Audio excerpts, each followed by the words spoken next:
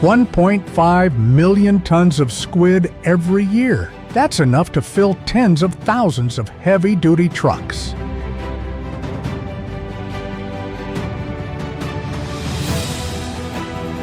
But even more astonishing is that most of this squid is not harvested near the coast, but in the middle of the vast ocean, where humans can hardly see any sign of the squid schools below.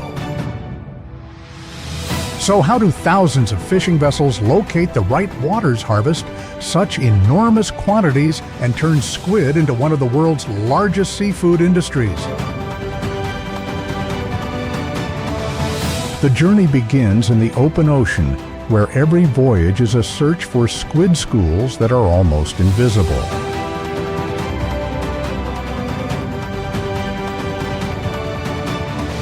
Go discover squid fishing. 500,000 tons, harvested annually by the world's largest fishing fleet.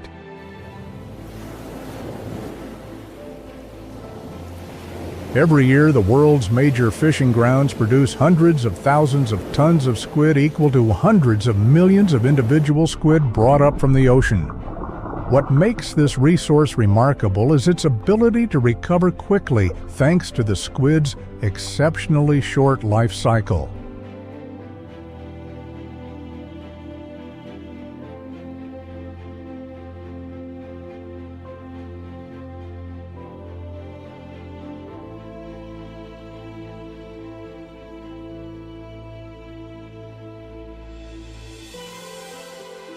Unlike many fish species that require 5 to 10 years to reach maturity, most commercially harvested squid complete their life cycle in just 10 to 18 months.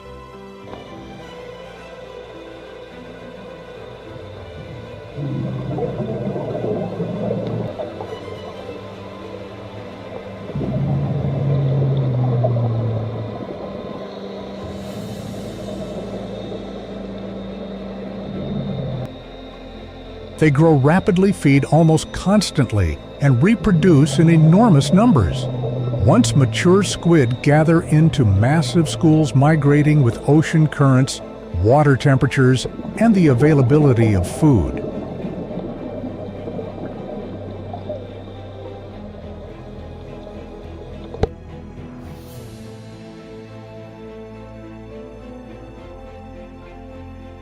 Their rapid growth and remarkable reproductive capacity have made squid one of the world's most important seafood resources.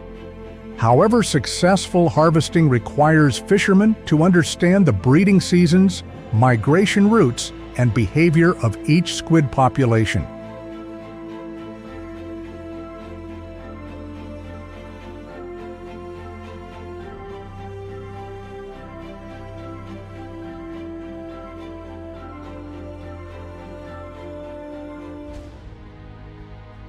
Hidden behind these familiar squid species is something even more mysterious: the giant squid.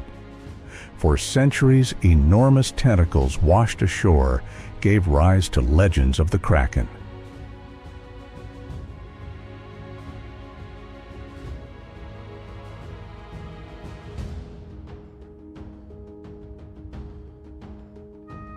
Only in modern times did science confirm that the giant squid is a real animal, living in the dark depths of the ocean and rarely appearing before human eyes.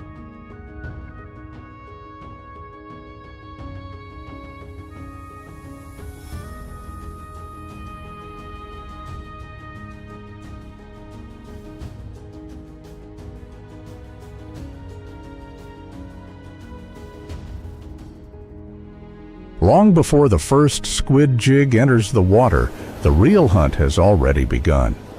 In the vast southeast Pacific, where the sea stretches endlessly to the horizon, there are no obvious signs revealing where the squid schools are.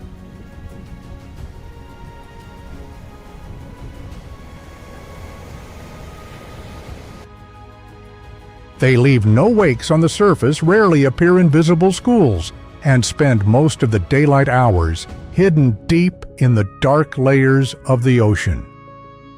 For squid fishing fleets, a day at sea is not just one hunt, it is 2 completely different hunts.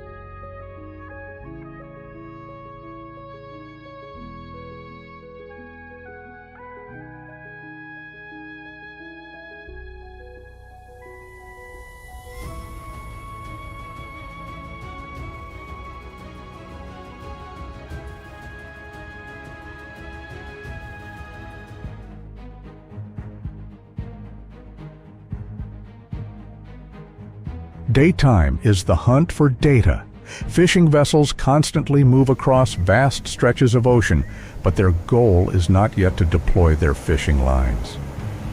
Inside the bridge, the captain monitors multiple streams of information at once.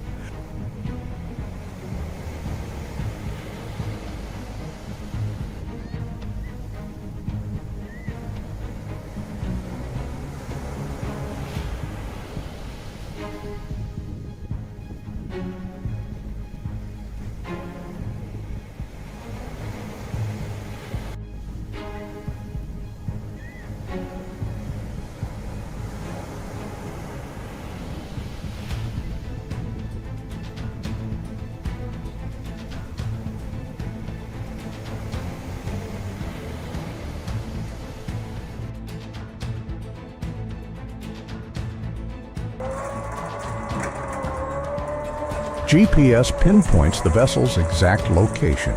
Sonar sends sound waves into the water column to detect unusual concentrations of marine life.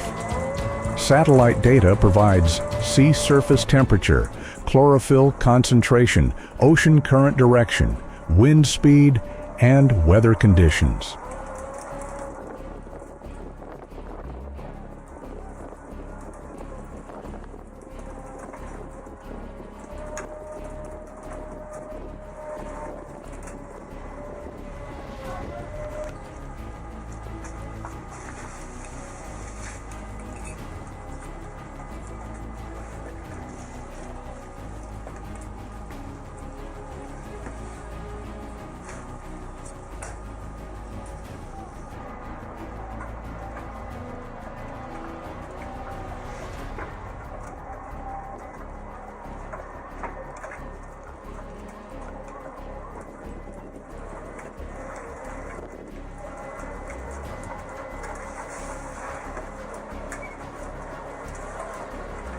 Each piece of information is only one small part of a much larger picture.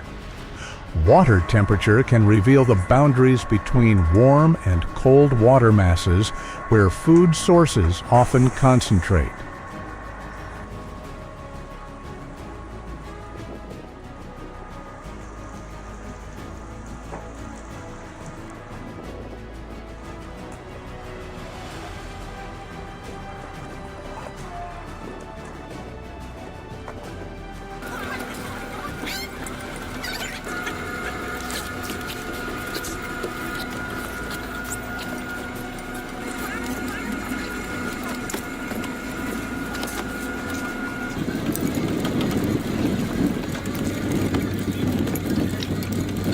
Chlorophyll indicates areas rich in plankton, which attract small fish and crustaceans, and ultimately squid.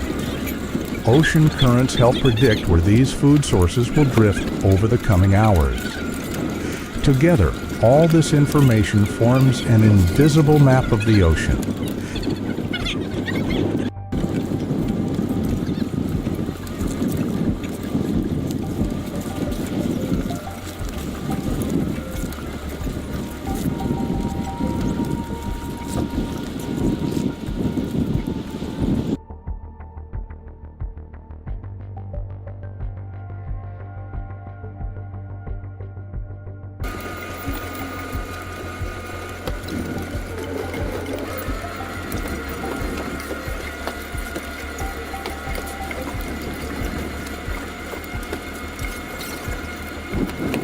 Fishermen are not simply searching for where squid are now. They are trying to predict where the ocean will carry them after nightfall.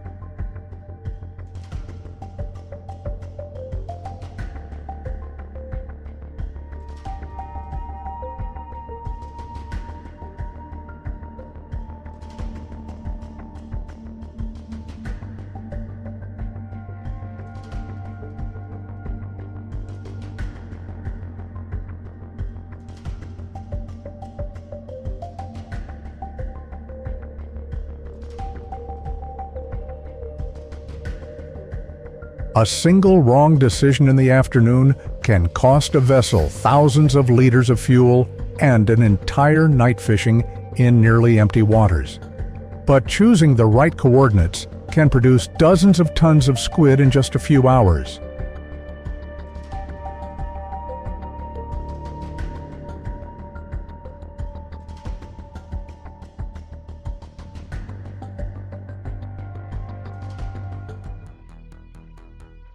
As the sun disappears beyond the horizon, the second hunt begins. Hundreds of high-powered lights switch on, simultaneously transforming every vessel into a glowing island in the darkness. The lights attract plankton and small fish around the boat. From the deep water below, Humboldt squid begin rising to hunt.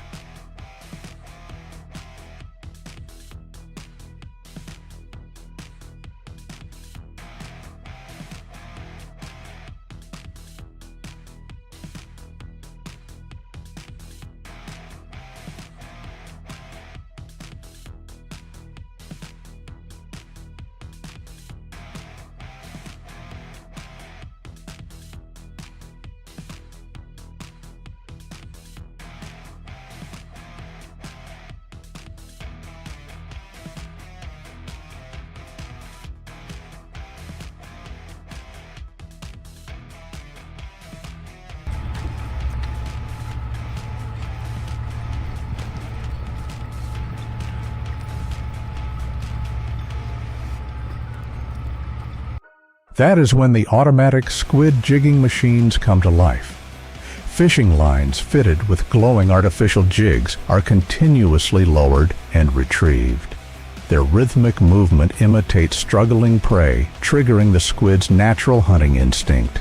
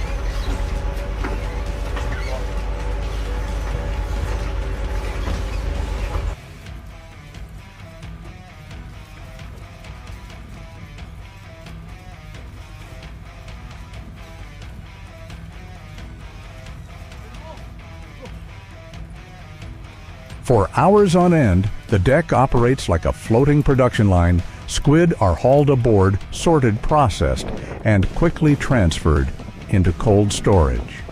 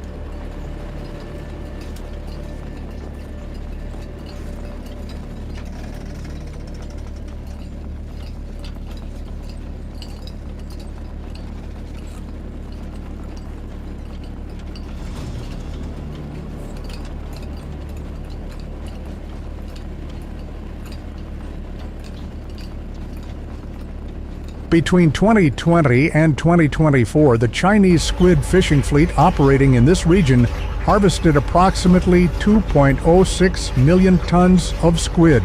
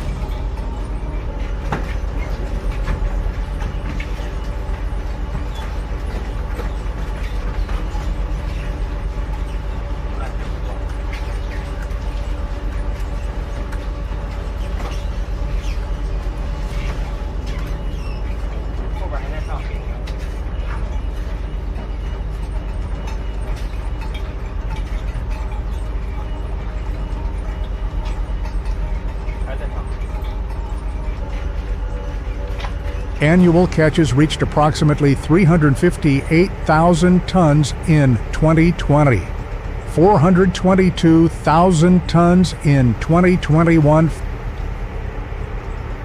500 tons in 2022, 494,000 tons in 2023, and 273,900 tons in 2024. These figures reveal the enormous scale of the industry, while also proving that technology can never completely control nature.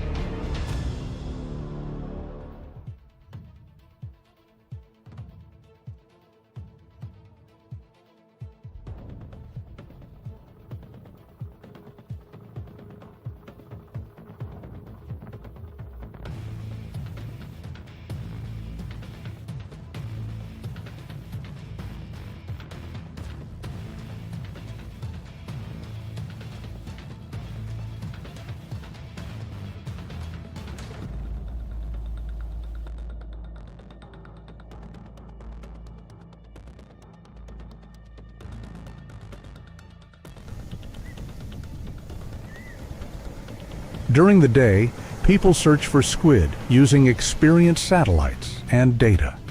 At night, they use powerful lights and machinery to take advantage of the squid's natural behavior.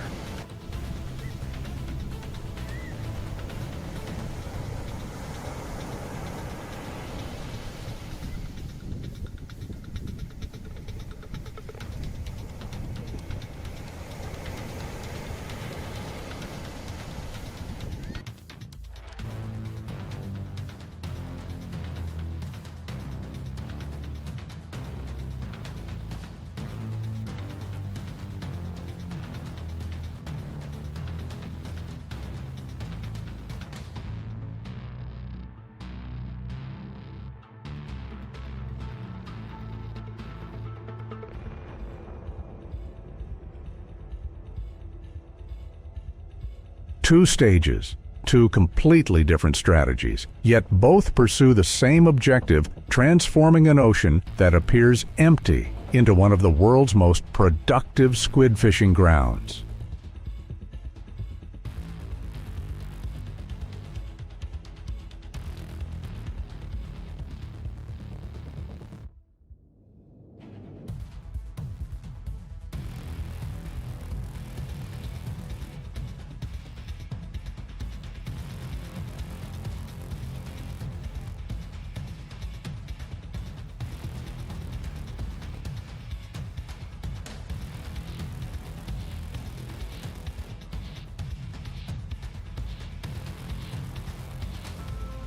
Bringing approximately 500,000 tons of squid out of the Southeast Pacific is only the first half of the battle.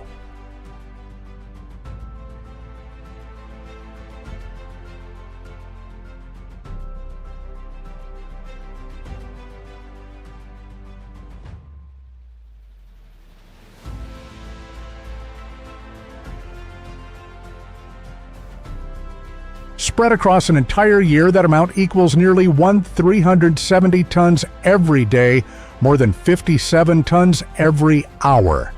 And the moment the fishing vessels reach port, the entire industry begins racing against an invisible opponent, time.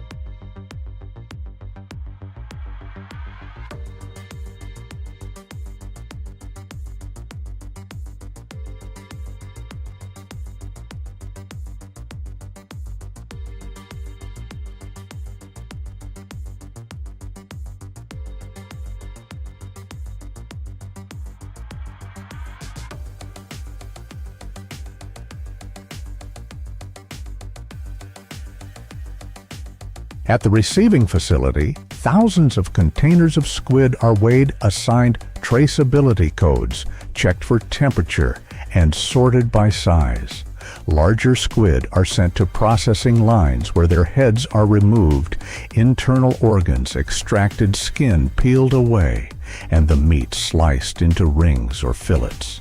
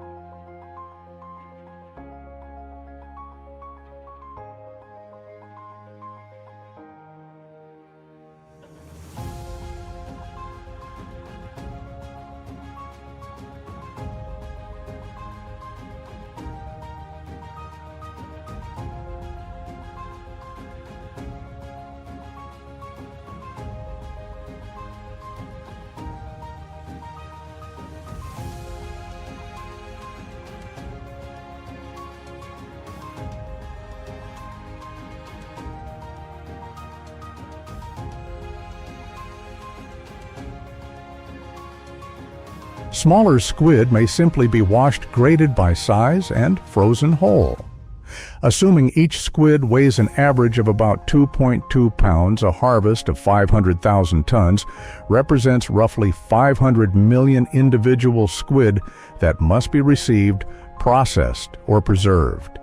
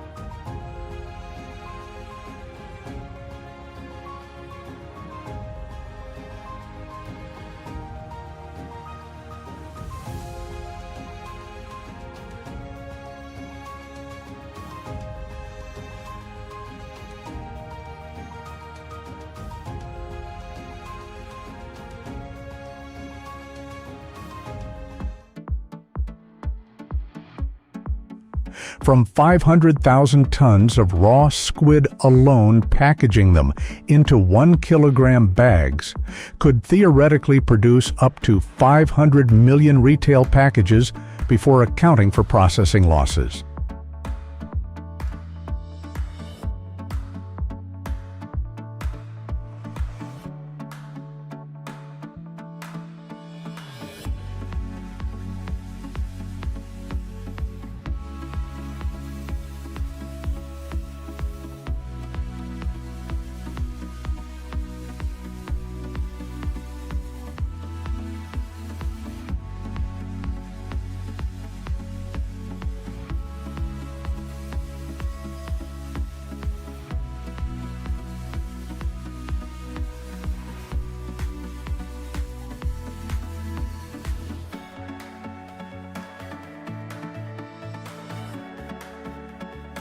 This scale is no exaggeration. In 2022 alone, the Chinese squid fleet operating within the SPRFMO management area reported catches approaching 500,000 tons with more than 95,000 vessel fishing days and an average productivity of approximately 5.3 tons per vessel day.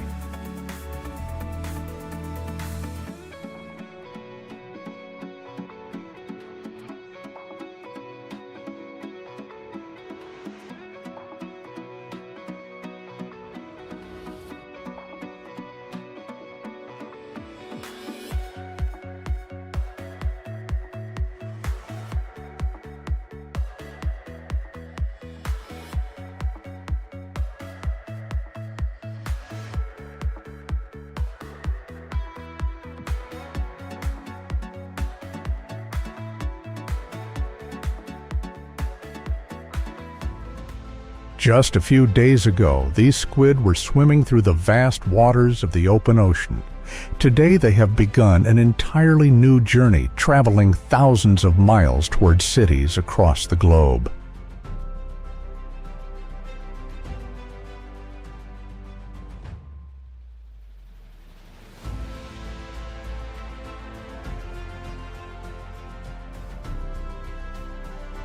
From refrigerated warehouses and frozen containers, millions of products are transported by cargo ships and aircraft to Japan, South Korea, China, Europe, the United States, and many other markets.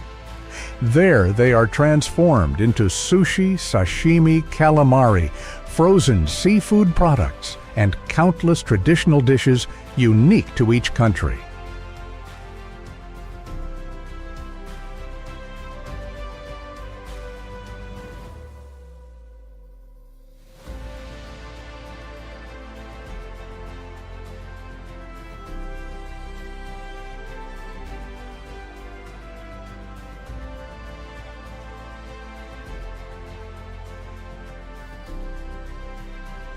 Remarkably, despite such a long journey, their quality remains almost unchanged, thanks to a continuous cold chain extending from the fishing vessel to the processing plant, and finally to the global distribution network.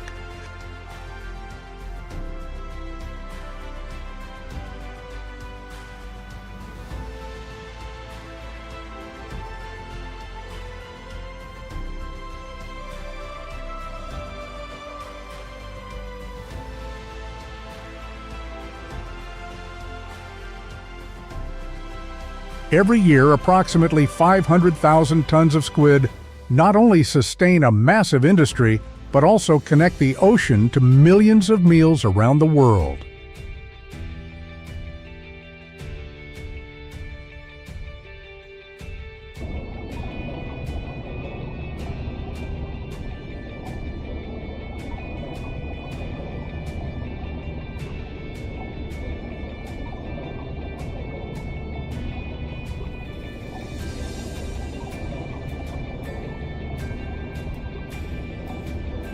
It is proof that a squid's journey does not end when it leaves the water.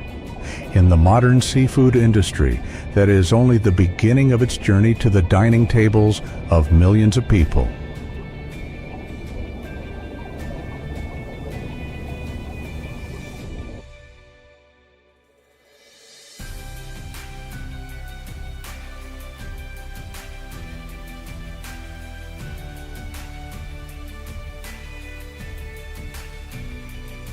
If you enjoy documentaries exploring the world's most extraordinary industries, don't forget to subscribe to the channel and join us on our next adventure.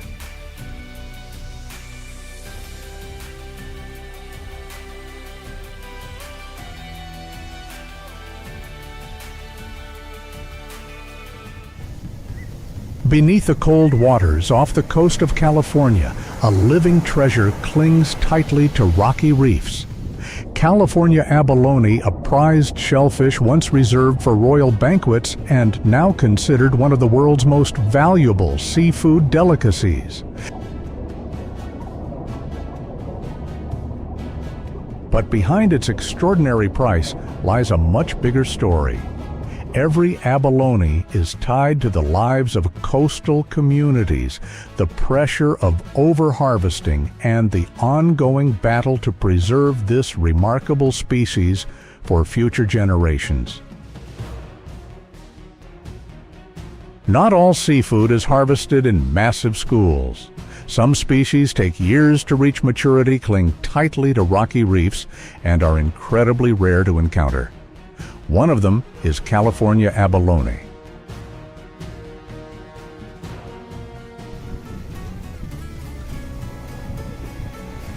Number 10 begins with a remarkable paradox.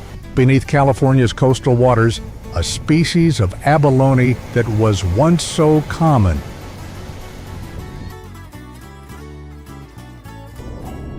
It is the California red abalone, the largest abalone species, and once the most abundant along the state's coastline. In the past, Their numbers were so great that people could easily spot them scattered along the rocky shore.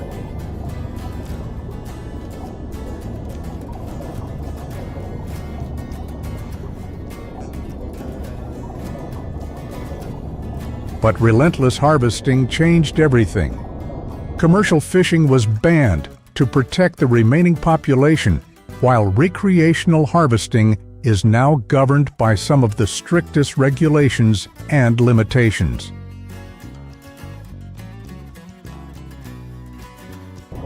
The result is a striking contradiction. The California red abalone remains the state's most iconic abalone species, yet it has virtually disappeared from the legal marketplace. Any illegal trade today is likely tied to the black market. That very scarcity has pushed the illegal value of a single specimen to hundreds of dollars. But in the countdown ahead, we'll discover abalone that are even rarer and far more valuable.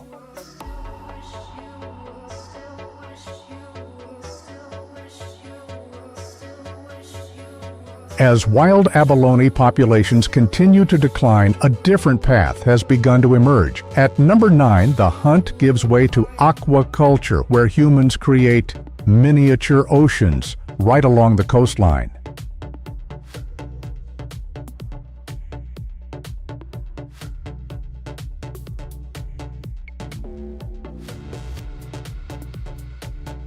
In Monterey, California, abalone farms can produce thousands of abalone each year. Inside specialized tanks, seawater is continuously circulated, water flow is carefully controlled, and the animals are fed primarily with fresh kelp.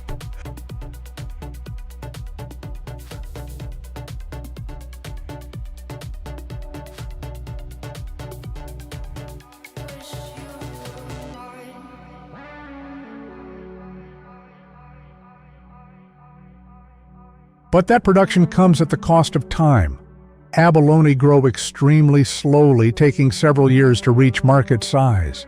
It is this long growth cycle that makes every harvest season especially valuable, contributing significantly to California's seafood industry.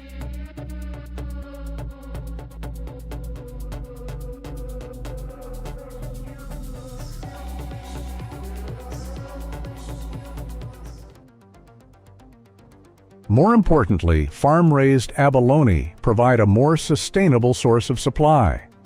As market demand continues to grow, these farms help meet that demand without placing additional harvesting pressure on California's declining wild abalone populations.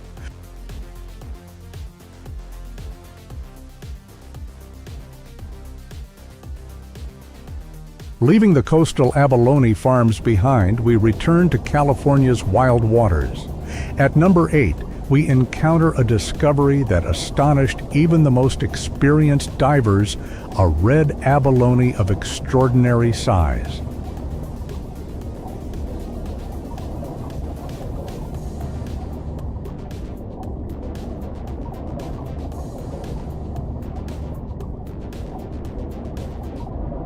This remarkable specimen measured nearly 11.8 inches in length and weighed more than 4.41 pounds, making it an exceptionally rare find among California abalone.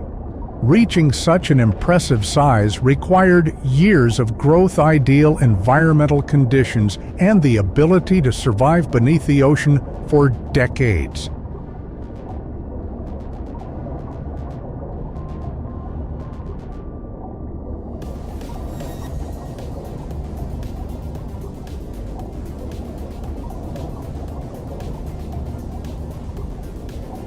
While an average California abalone typically measures only 6 to 7 inches long, this giant was nearly twice the usual size.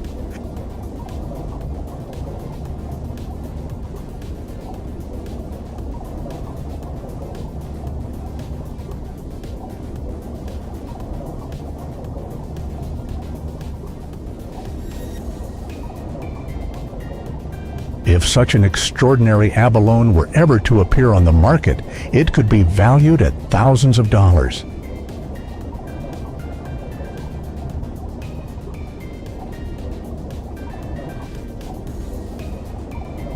Giant abalone have now become exceptionally rare encounters. To understand why at number 7 we must travel back in time when abalone blanketed California's rocky reefs and supported an entire fishing industry.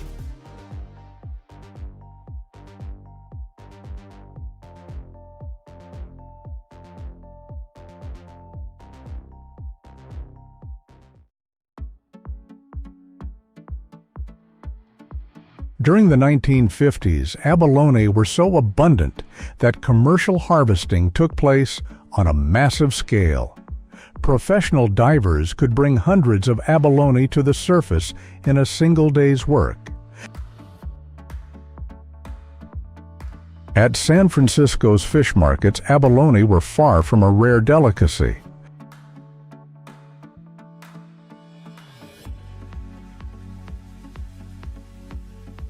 That golden era allowed California's abalone industry to generate tens of millions of dollars in annual revenue while providing livelihoods for thousands of fishermen chefs and coastal communities.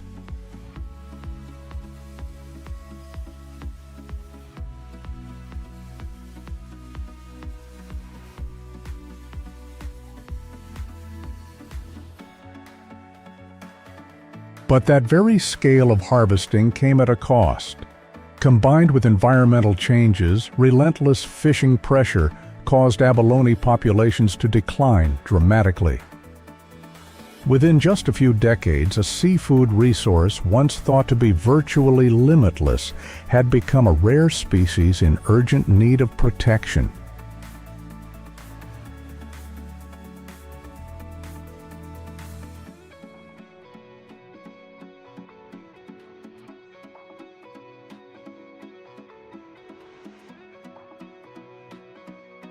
History has shown just how quickly California's abalone can disappear.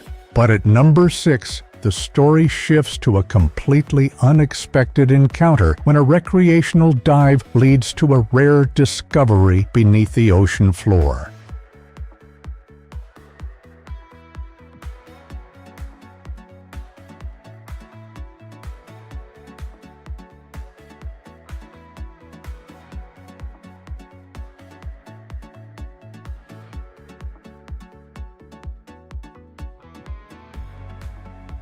The recreational diver entered the water without searching for anything extraordinary.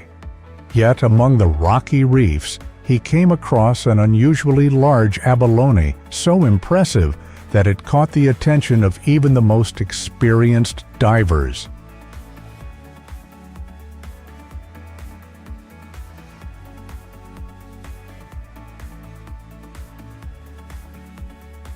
The discovery quickly gained attention online because encounters like this have become increasingly rare.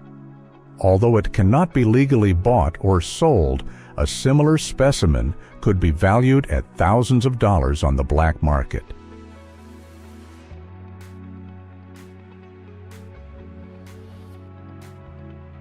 But the most unforgettable part of the story wasn't its price.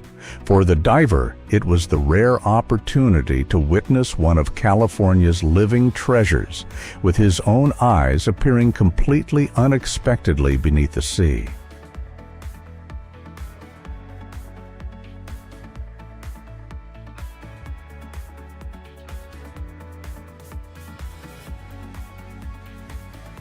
But the value of abalone has never been measured solely by its size or its price. At number 5, we leave the underwater dives behind to explore something far more enduring, the role of abalone in California's indigenous culture.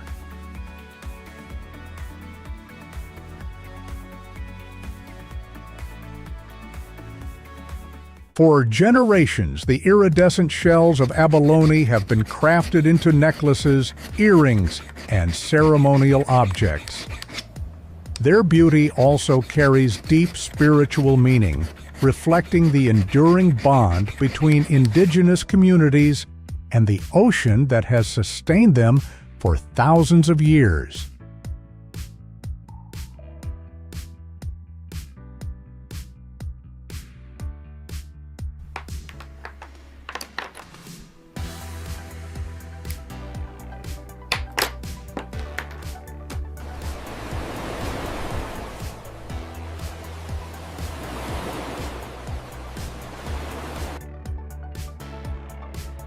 In certain traditional ceremonies, abalone shells are used as vessels for burning sacred herbs. Their shimmering mother-of-pearl surface is also associated with protection, healing, and good fortune.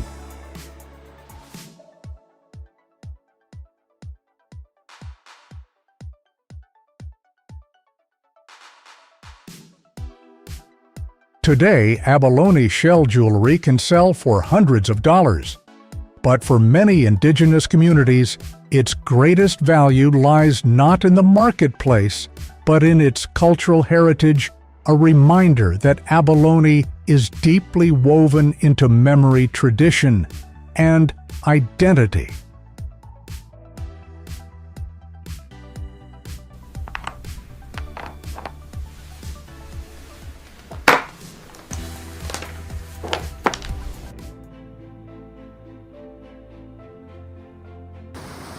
From a luxury delicacy to a cultural icon, abalone carries many layers of value.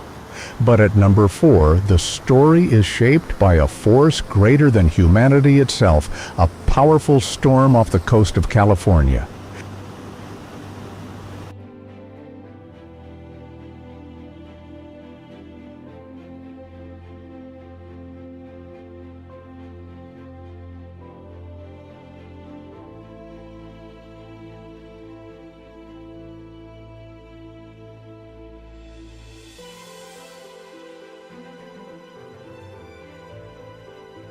As soon as the sea finally calmed, a diver returned to the rocky reef and made a surprising discovery. A dense cluster of abalone had survived, still clinging tightly to the cliff face, recalling a time when these shellfish were once incredibly abundant.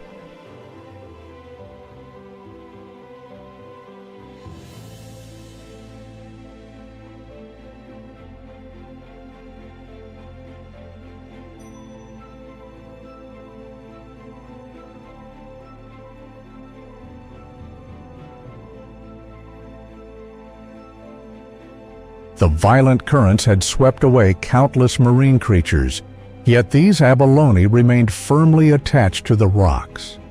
If valued on the market, the entire cluster could be worth hundreds of thousands of dollars, a hidden treasure revealed in the storm's aftermath.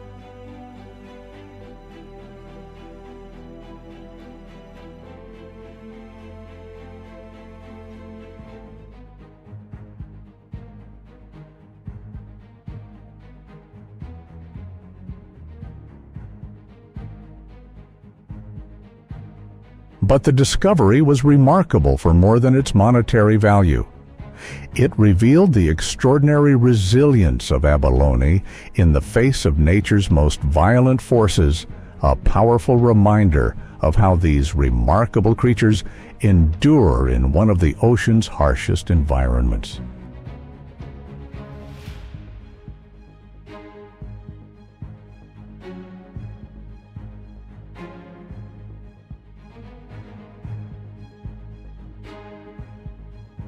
But an abalone's value changes completely the moment it leaves the ocean. At number 3, we step into the world of fine dining, where a shellfish once clinging to rocky reefs is transformed into a luxury delicacy served in Michelin-starred restaurants.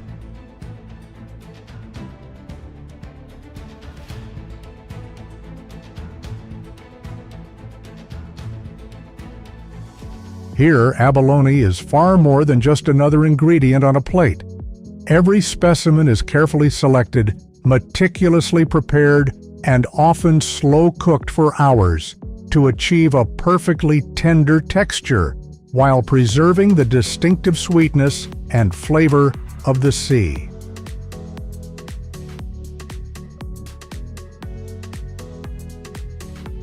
A premium abalone dish like this can sell for $300 to $500 per serving. Diners are paying not only for exceptional culinary craftsmanship, but also for the rarity and outstanding quality of an ingredient that is never guaranteed to be available.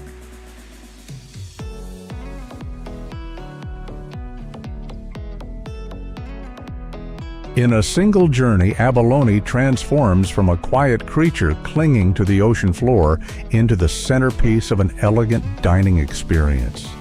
Here, its value is defined by rarity, culinary mastery, and an experience that only the finest ingredients can deliver.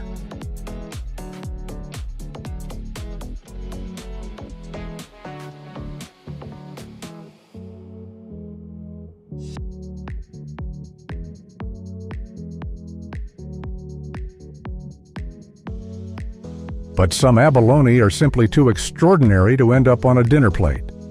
At number 2, we encounter a giant specimen that has transcended the culinary world to become a treasured museum exhibit.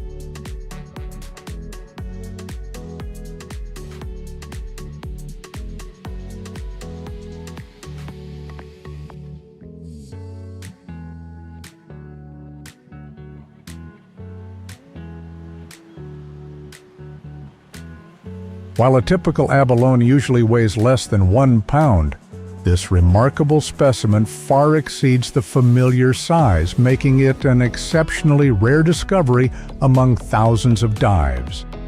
If it were ever offered on the market, its estimated value could reach tens of thousands of dollars.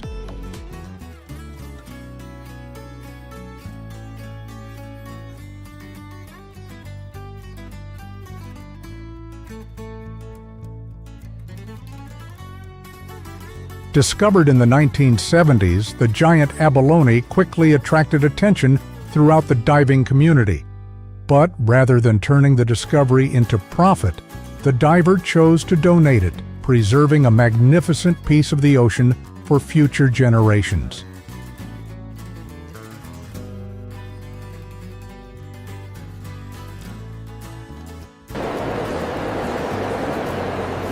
Today, thousands of visitors come to the museum to see this extraordinary specimen with their own eyes. What captures their attention is not just its impressive size, but the story of an ocean that once nurtured such remarkable marine life.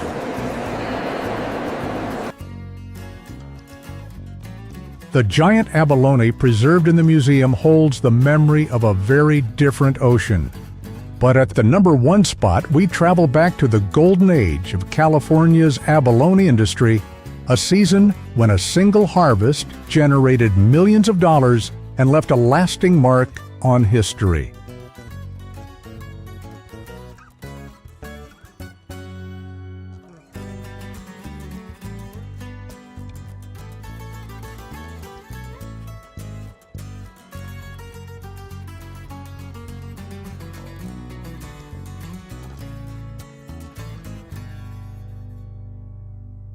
It was the golden era of California abalone.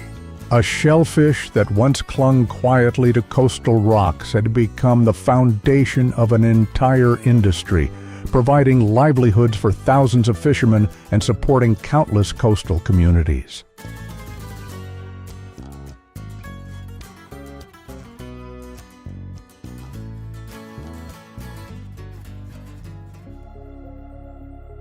But that success came at a cost. Years of intensive harvesting caused wild abalone populations to decline dramatically. Within only a few decades, several species required legal protection, forcing authorities to impose strict regulations and eventually ban commercial harvesting.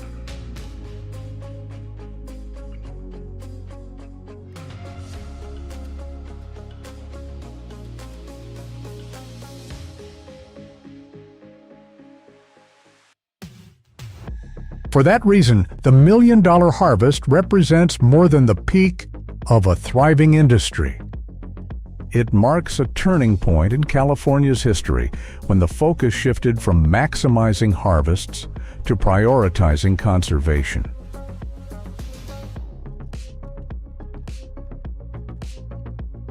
That remarkable season became a defining chapter in California's maritime history, a symbol of the ocean's incredible abundance.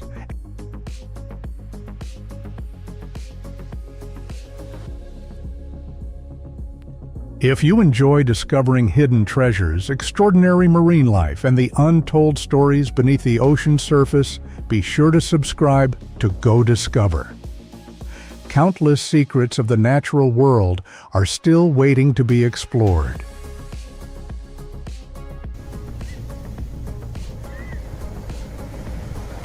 Off the coast of Alaska, the ocean welcomes no one. Nearly 20-foot waves crash relentlessly against fishing vessels as icy winds howl through the freezing mist, marking the beginning of a hunt that lasts only a few short days each year. Leaving the coral reefs behind, the journey continues north into icy waters. Here, one of the ocean's greatest migrations is about to begin, the remarkable journey of the salmon.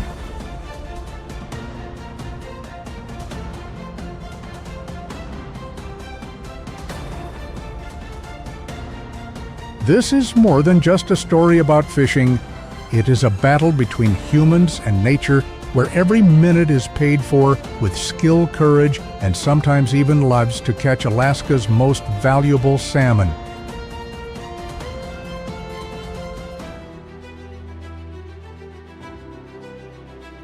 For many people, Alaska marks the beginning of salmon season. But for fishermen, every trip to sea is a test of survival. From Bristol Bay to Cook Inlet, nature is always the greatest adversary.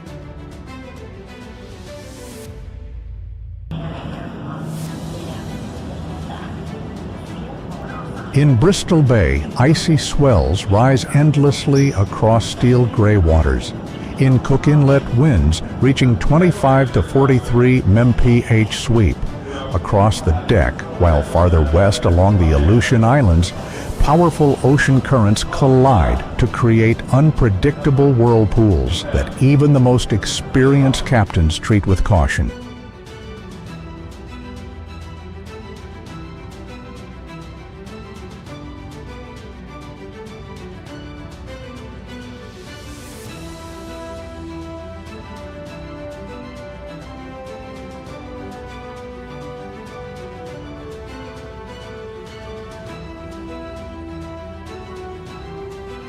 Water temperatures hover between 39 to 46 degree beats, 4 Ds, 8 BDUA, cold enough for the human body to lose heat rapidly if someone falls overboard.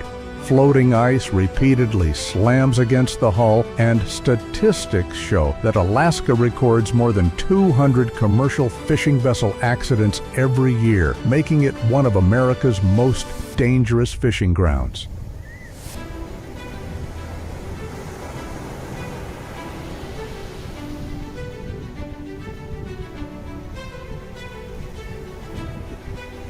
On the surface, relentless waves pound against the hull, dense fog reduces visibility, and seawater freezing across the deck turns every step into a potential hazard. Under these conditions, every movement must be executed with absolute precision.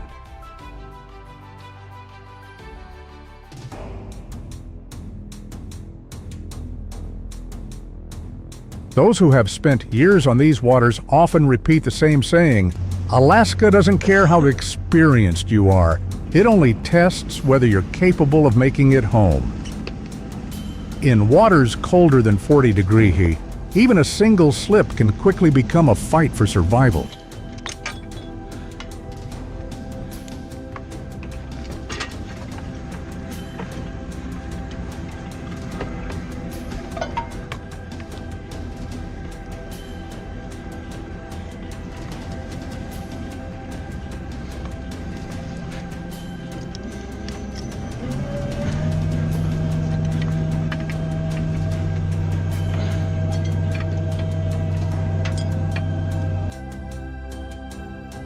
Yet these unforgiving waters also host one of the most spectacular migrations in the natural world. Every summer, millions of Pacific salmon leave the ocean and return to the very rivers where they were born, navigating with astonishing accuracy to within just a few hundred feet.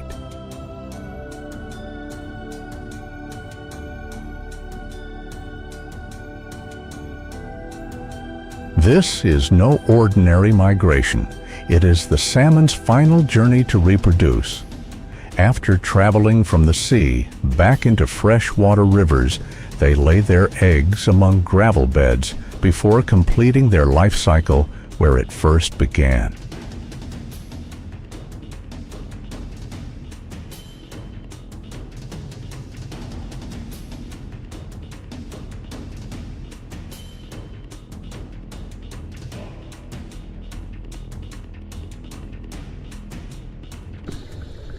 From those tiny eggs, only a small percentage will survive to adulthood and return to the ocean. Years later, they will repeat the same remarkable journey, followed by countless generations before them.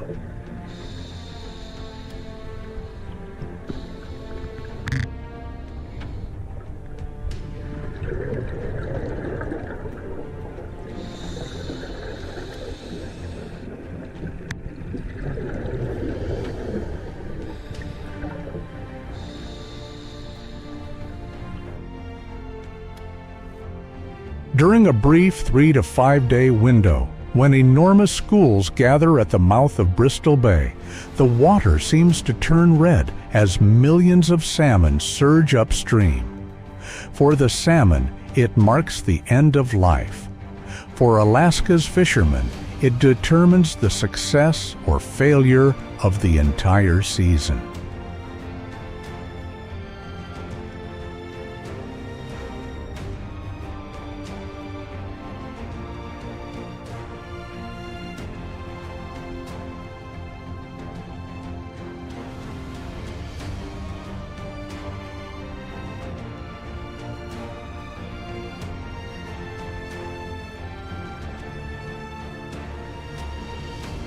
Each run lasts only a short time, yet its economic value can exceed $2 million.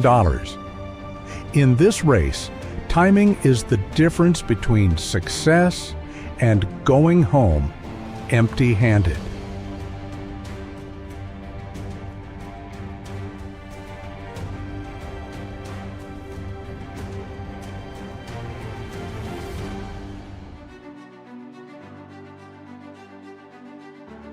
Beneath the clear water, thousands of salmon swim so closely together that they resemble a living river. Their silver scales reflect the light, continuously creating one of the most breathtaking sights in the North Pacific ecosystem.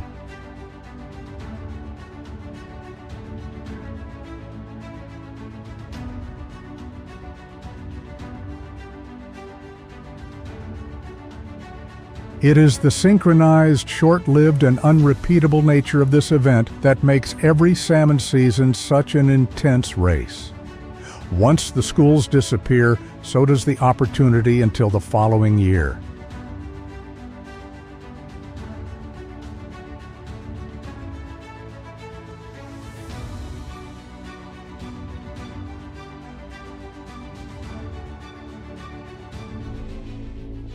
And that is when the story shifts to the fishing vessels already waiting offshore.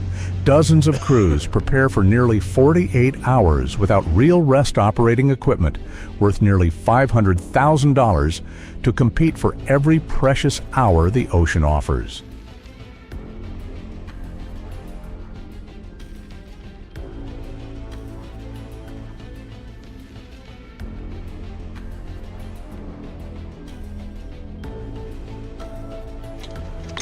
Aboard every fishing vessel in Alaska are people from many different backgrounds, yet they all share one goal: to make the most of the brief salmon season and secure the rewards that will support them for the rest of the year.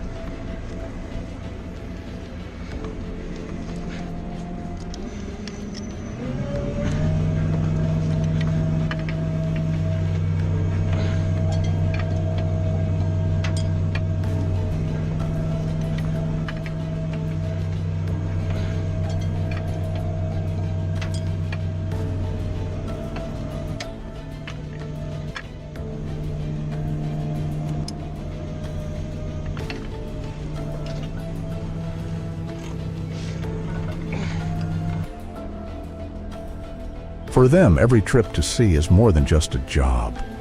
One successful season can provide for an entire family, while one failed season can mean months of financial hardship.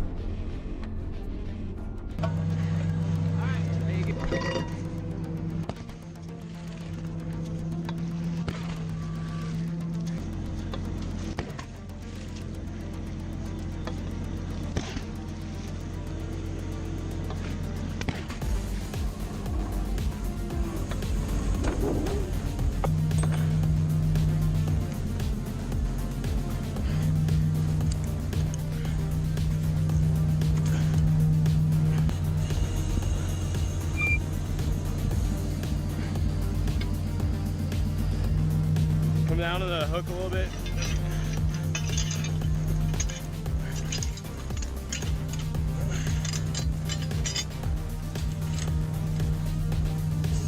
But surviving these waters requires more than experience alone.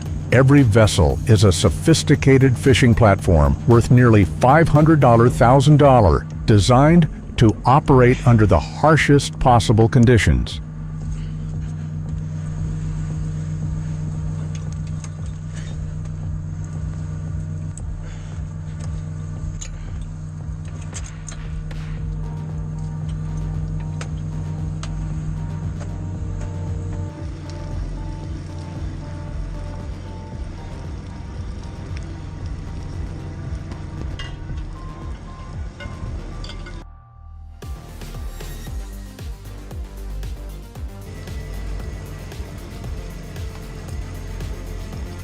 On deck, hydraulic winches, lead core nets, sonar systems, GPS navigation, and onboard freezers maintained at 40 degrees operate continuously.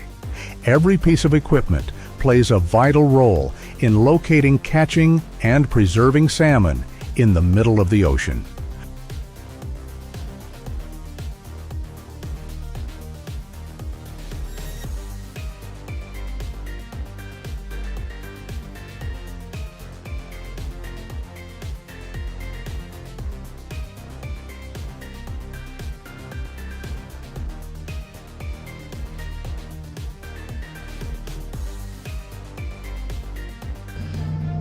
Come down to the hook a little bit. Once the hydraulic winch begins hauling nets weighing up to 1,980 pounds, the vessel enters its most dangerous phase. One slip or one mistimed movement can turn that enormous pulling force into a deadly threat for anyone standing on deck.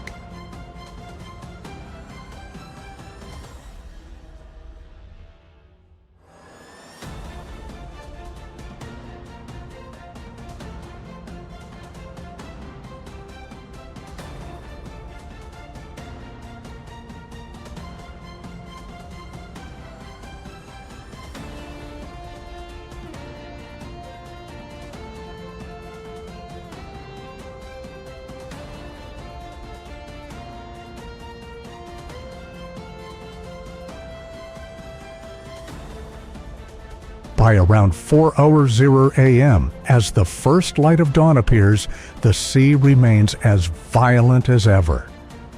Fog blankets the water, waves continue crashing across the deck, and fishermen pull every foot of heavy net across slippery surfaces. Then, as the salmon finally arrive, the entire vessel instantly transforms into a machine operating at full speed.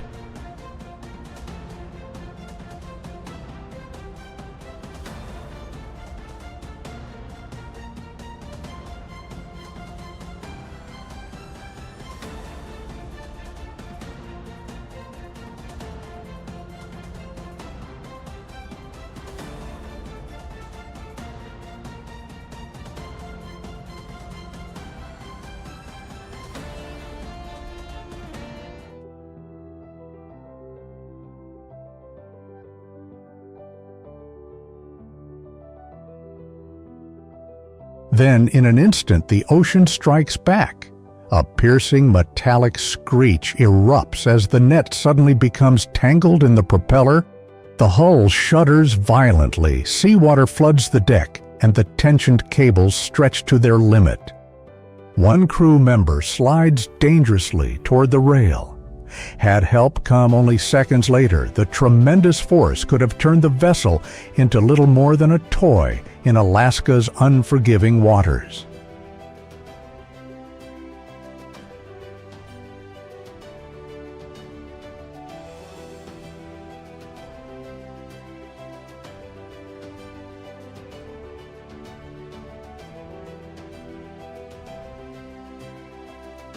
But the greatest challenges always arrive without warning.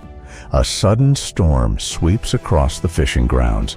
The wind shifts direction in moments, towering waves slam into the vessel, and one fisherman is thrown from his working position. Only the quick reactions of his crewmates prevent him from being swept overboard into water colder than 40 degrees.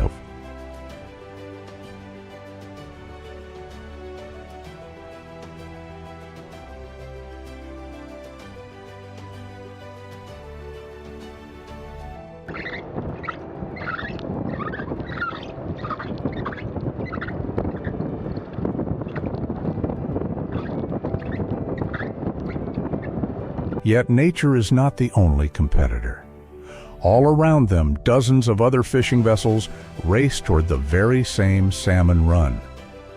On these waters, a prime net-setting position can be worth thousands of dollars. Hesitate for even a moment, and someone else claims the opportunity.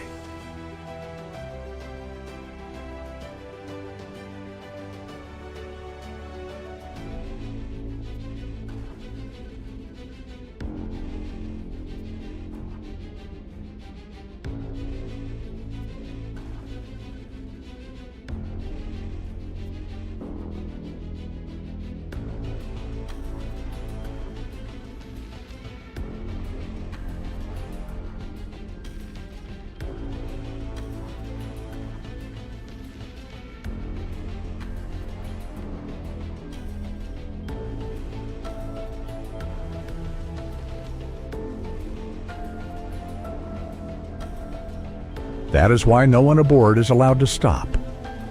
When the salmon reach their greatest concentration, every hand must continue working.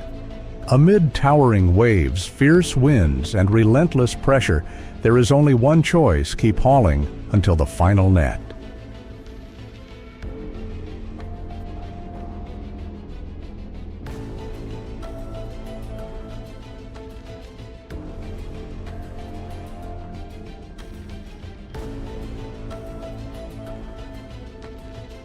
But for the salmon, this is only the next stage of the journey.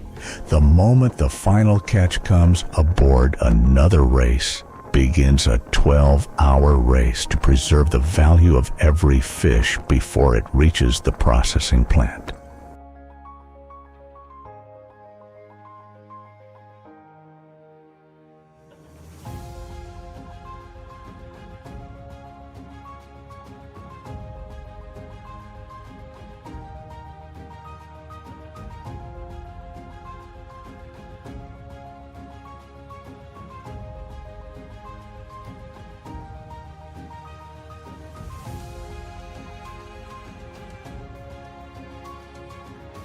Once the vessel reaches port, the scene changes completely. The sound of wind and waves is replaced by bright white lights and the non-stop rhythm of the processing plant, where the race against time continues in an entirely different form.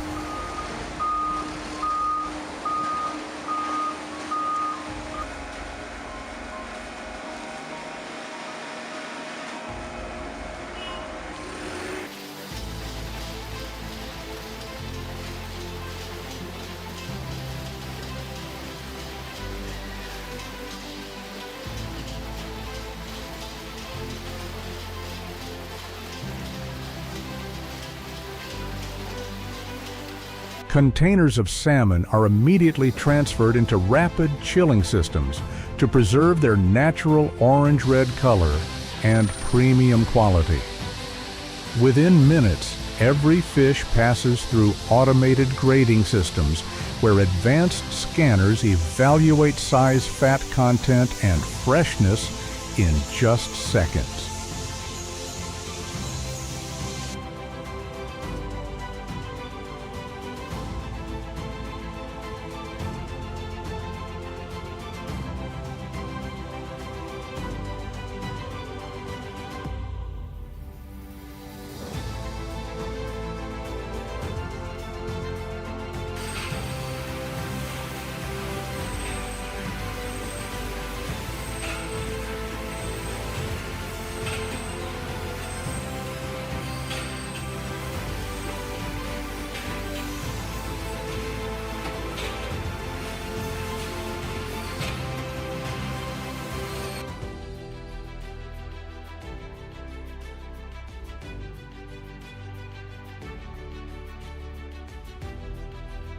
Next comes the high-speed filleting line. Blades perform approximately 200 cuts per minute, producing remarkably consistent fillets. At the same time, workers carefully inspect every fillet by hand to ensure the characteristic fat marbling of wild salmon remains intact before processing continues.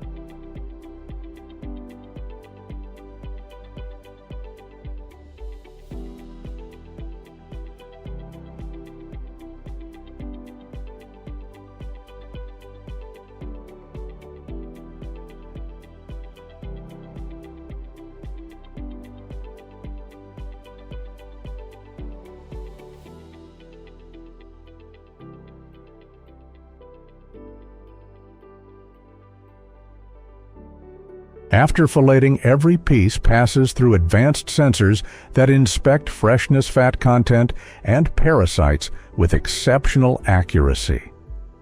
Only products meeting strict quality standards are vacuum sealed and immediately transferred into 40-degree blast freezers, locking in peak freshness at the perfect moment.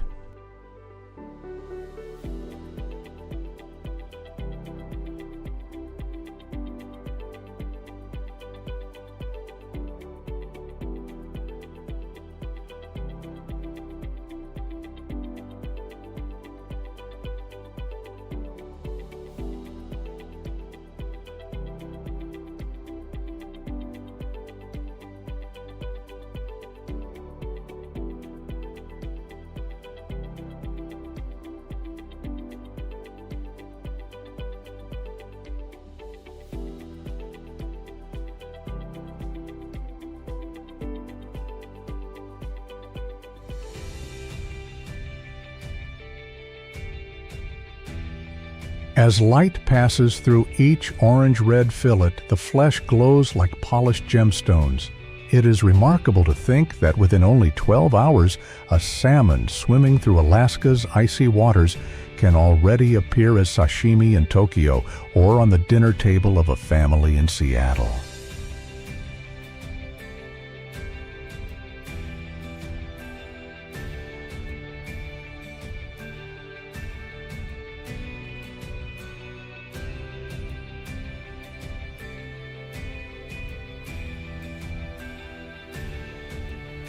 Once processing is complete, the boxes are sealed, labeled, and quickly leave the facility. Only a few hours after swimming in Alaska's icy waters, the salmon are already on their way to Tokyo, New York, or Dubai, beginning their journey to some of the world's finest seafood markets. Yet, behind this nearly flawless process remains one unanswered question. To create a salmon season worth $2 million, what have people truly sacrificed?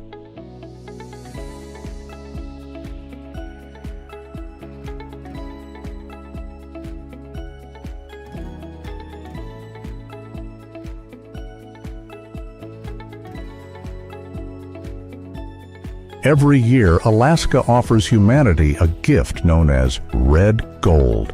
But those waters always demand an equally meaningful price. After the last shipment leaves the processing plant and the sea grows quiet, once again, what remains is not only profit, but the story of everything that had to be sacrificed to earn it.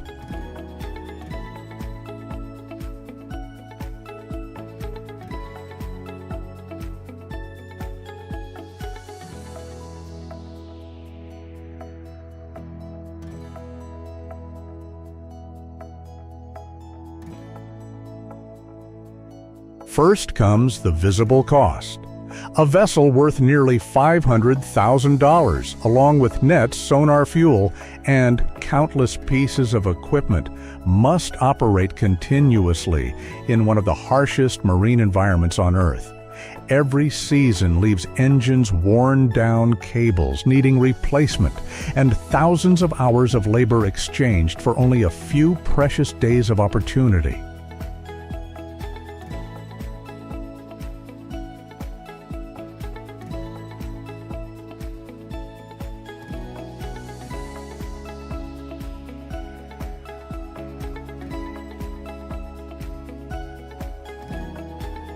But the greater cost is carried by the fishermen themselves.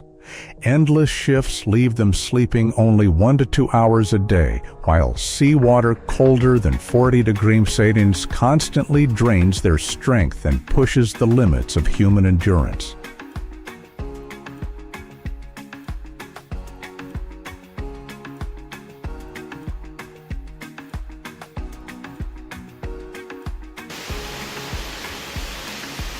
Injuries from hauling nets, falls across icy decks, and frostbite are only the dangers people can see. Others never return at all, leaving their names in the memories of Alaska's coastal communities as a quiet reminder of how unforgiving this profession truly is.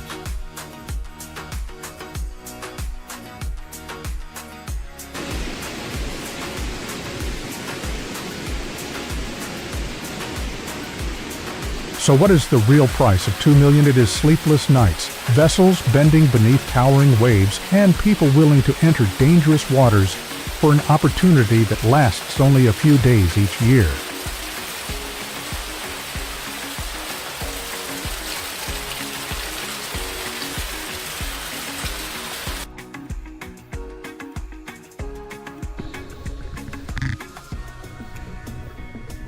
When salmon season ends, Alaska returns to its familiar calm.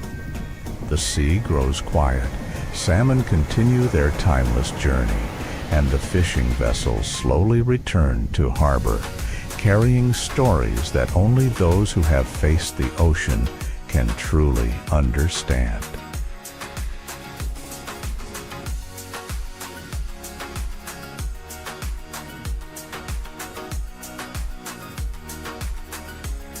In Alaska, treasure is not buried underground or hidden in gold mines. It swims through icy waves.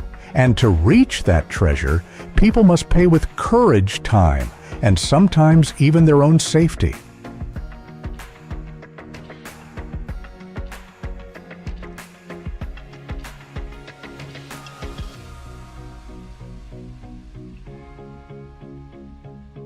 Then the waters of Alaska fall silent once again. The fishing boats gradually disappear beyond the horizon, carrying both the rewards of the season and the scars of a battle that lasts only a few days, but can shape an entire year. And somewhere out on that vast ocean, one question quietly remains. Does every great treasure always come with a price?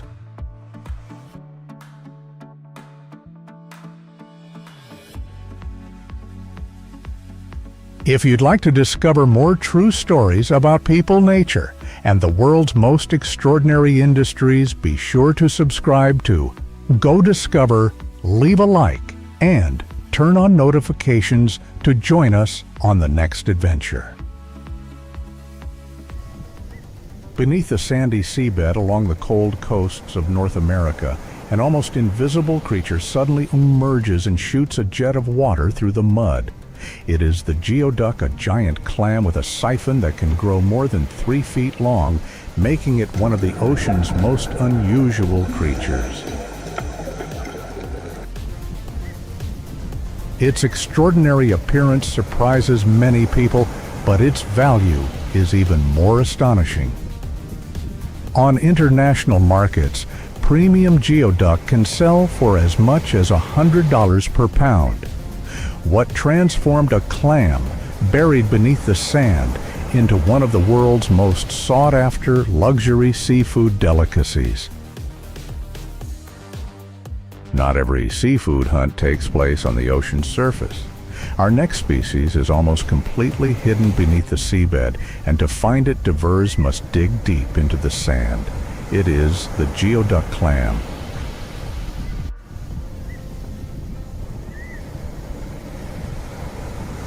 At first glance, few people would imagine that the geoduck is one of the world's strangest shellfish. With a siphon that can grow more than 3 feet long, it spends nearly its entire life buried beneath the sand, exposing only a small portion to filter water and breathe. Unlike ordinary clams, geoducks reach extraordinary sizes. A mature individual typically weighs 2 to 3 pounds, while exceptionally large specimens can exceed 7 pounds, making them one of the largest clams on Earth. But what amazes scientists is not only their size. Many geoducks live for more than 100 years, quietly remaining beneath the sea floor through generations while witnessing the changing ocean around them.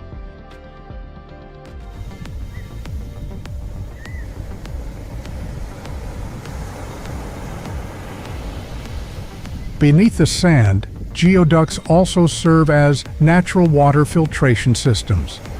A single clam can filter dozens of liters of seawater every day, helping maintain water quality and the stability of coastal ecosystems.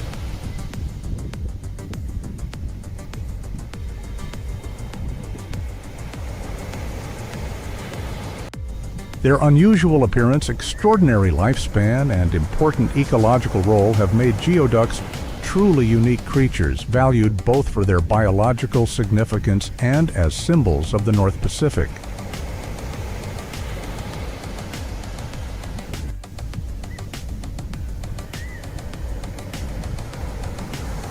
Geoducks thrive only in the cold waters of the North Pacific, where temperatures remain between 45-59 degrees, 70-15 degrees C, and nutrients are abundant throughout the year.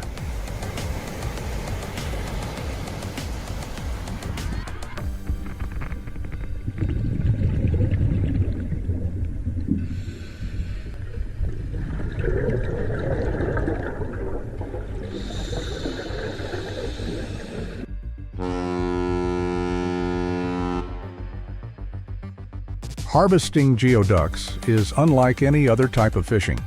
To reach these clams, divers descend into cold coastal waters, search across the seabed, and locate the small siphons protruding from the sand, the only visible sign of the buried treasure beneath.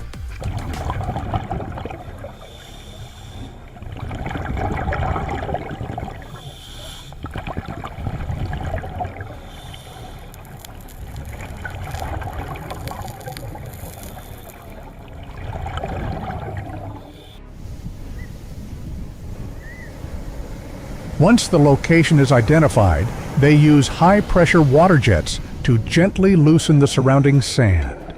Every geoduck is carefully removed by hand because even a small crack in the shell can significantly reduce its commercial value.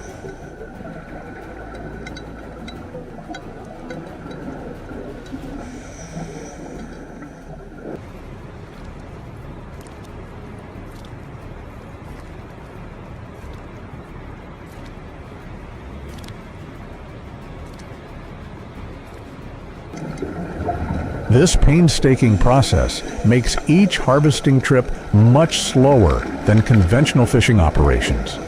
But it also ensures that geoducks retain their exceptional quality, making them one of the world's most valuable shellfish.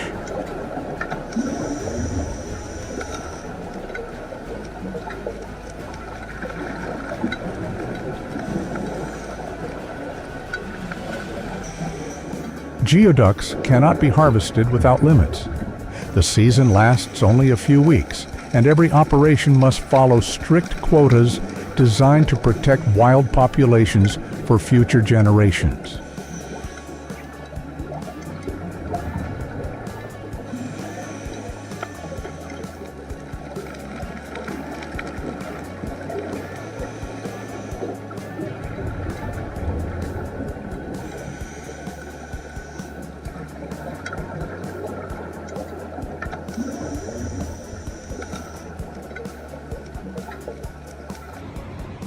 Besides racing against time, fishermen must also contend with tides, powerful currents, icy water, and rapidly changing weather. A single unfavorable condition can force an entire day's harvest to stop.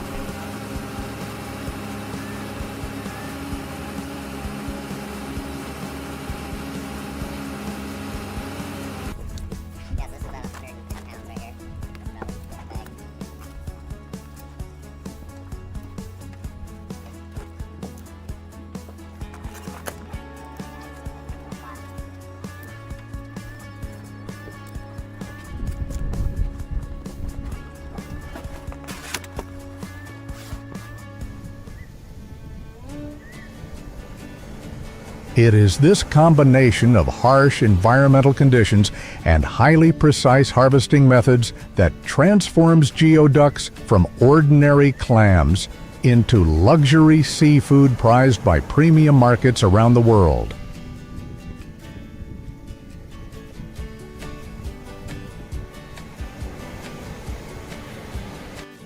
But not every geoduck comes from the wild. Farming these clams is a remarkably long process, requiring exceptional patience because they need approximately 6 to 7 years to reach harvest size.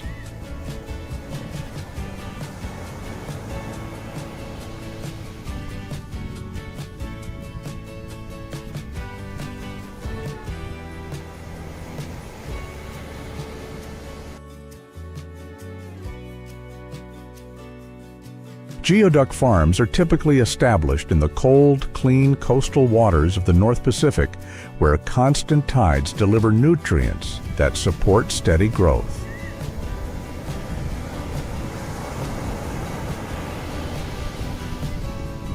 During their early years, juvenile geoducks are protected inside plastic tubes inserted into the sandy seabed. This simple structure shields them from predators while they are still too small to defend themselves.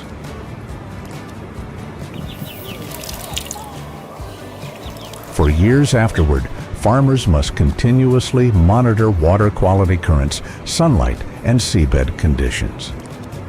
Even a small environmental change can affect both growth rates and product quality.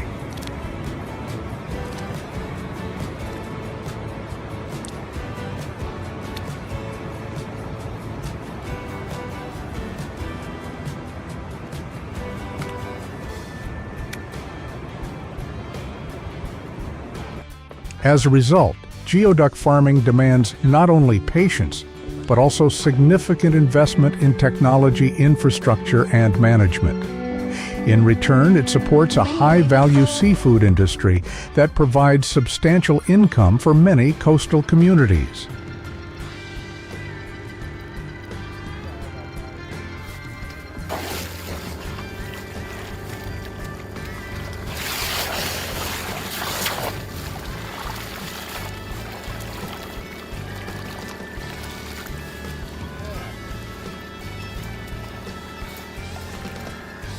Yet behind this economic value lie many challenges. Farmers must control disease, protect juvenile stocks, and address ongoing debates about the environmental impacts of aquaculture.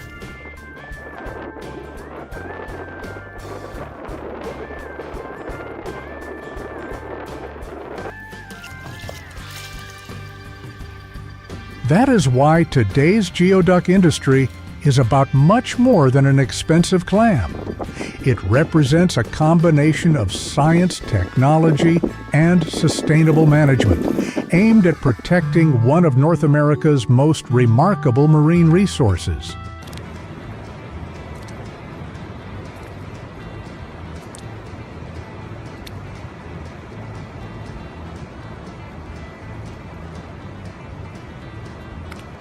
Immediately after being harvested from tidal flats or collected from farms, geoducks are cleaned and transferred into refrigerated storage. Even slight temperature changes or processing delays can quickly reduce their signature sweetness and crisp texture.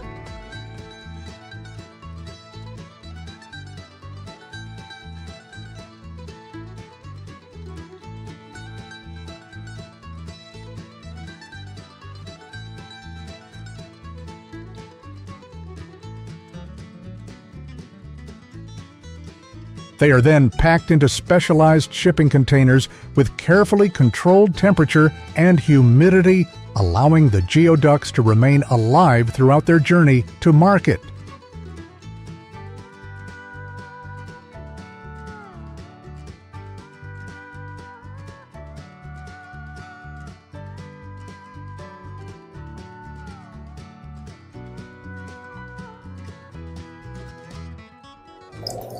Within just 24 hours, geoducks arrive at major distribution centers before continuing onto high-end restaurants. The largest markets remain Japan, China, and South Korea, where demand consistently remains extremely strong.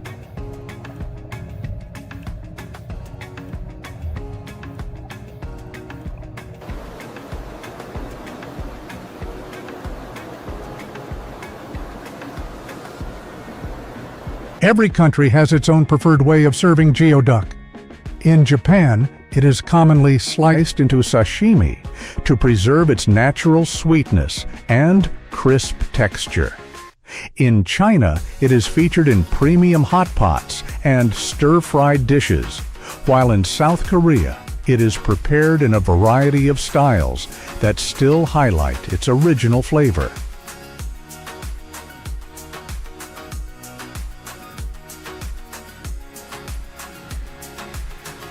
Its delicate sweetness, subtle oceanic finish, and uniquely crisp texture have made geoduck one of the most sought-after seafood delicacies at luxury banquets.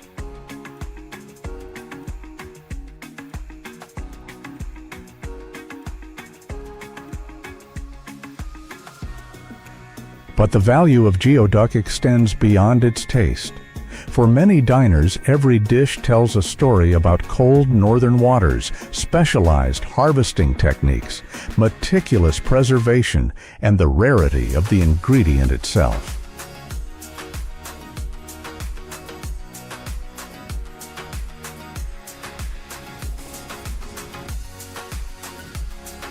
It is this combination of exceptional quality, rarity, and cultural significance that has made geoduck a symbol of fine dining across many countries.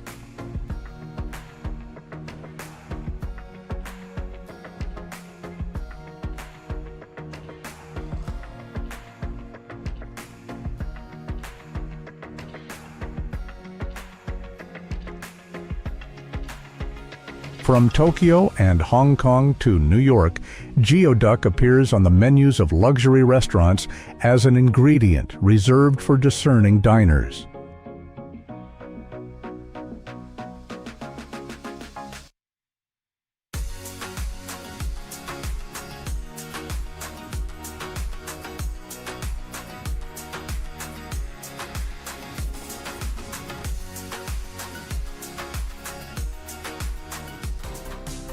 Today, geoduck has become a global industry with prices reaching $100 per pound and annual revenues totaling hundreds of millions of dollars, making this unusual clam one of the world's most valuable seafood products. China, Japan, and South Korea are the three largest consumer markets, while the United States and Canada remain the leading suppliers, treating geoduck as a strategically important export product.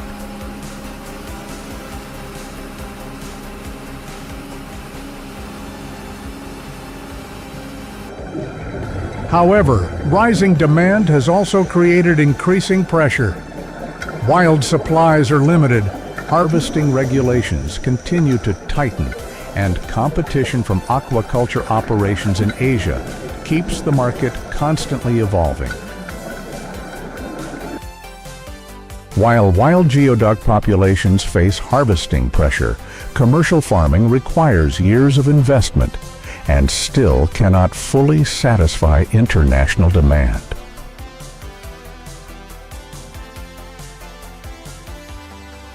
As a result, many regions have introduced harvest quotas, established marine protected areas, and promoted sustainable aquaculture programs to balance economic development with long-term resource conservation.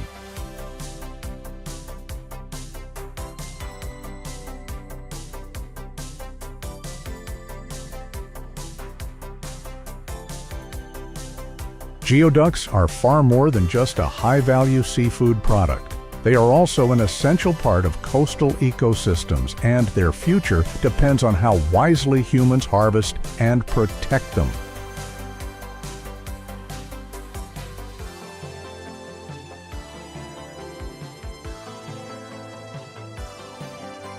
From a quiet creature hidden beneath cold coastal sands, the geoduck has become both a symbol of fine dining and the foundation of a globally valuable industry.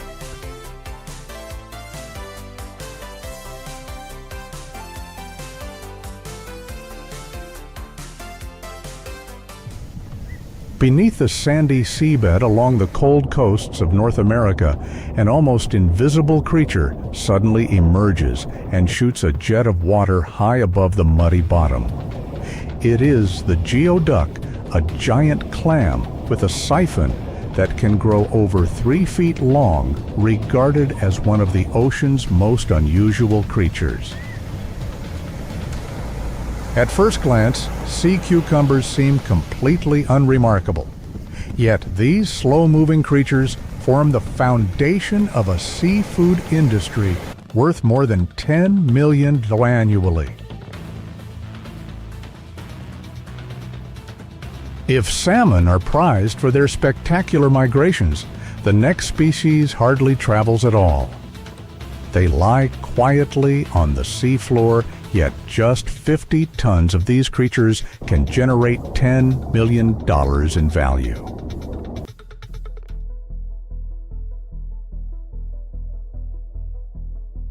Sea cucumbers are not found among dense schools of fish or in stormy waters. Instead, they quietly inhabit coral reefs, sandy bottoms, and soft muddy seabeds in shallow coastal waters, where the rhythm of the ocean moves at a slower pace.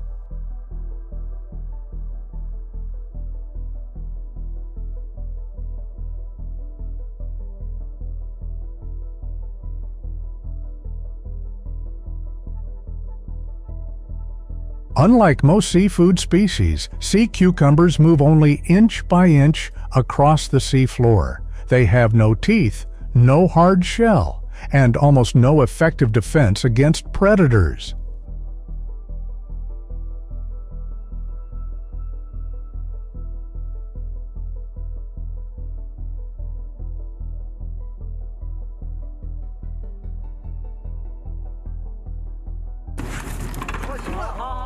In the wild, they are quiet creatures that are easily overlooked. Yet on the market, each fresh sea cucumber can sell for around $5 to $15, marking the beginning of a remarkable journey of value creation.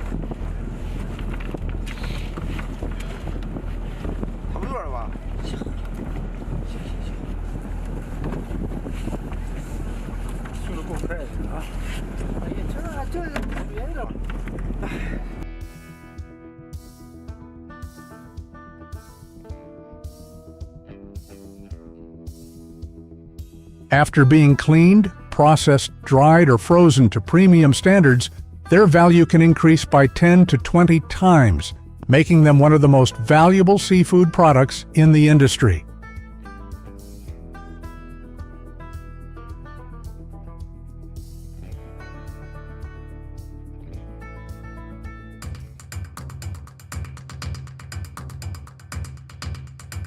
At that point, the sea cucumbers that once rested silently on the ocean floor become highly valuable assets. As few as 100,000 individuals can represent a value comparable to a luxury beachfront property.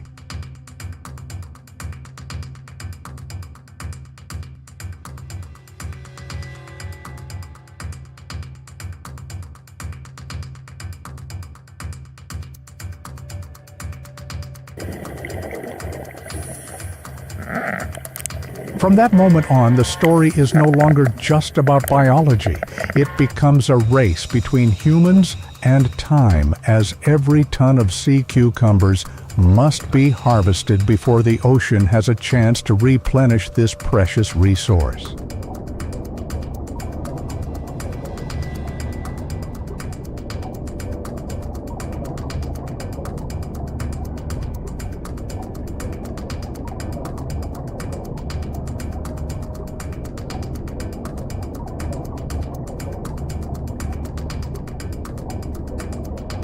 As sea cucumbers became a multi-million-dollar resource, stretches of seafloor that had once gone largely unnoticed suddenly took on a whole new meaning. Beneath the cold water, a silent race began, driven by demand and the promise of profit.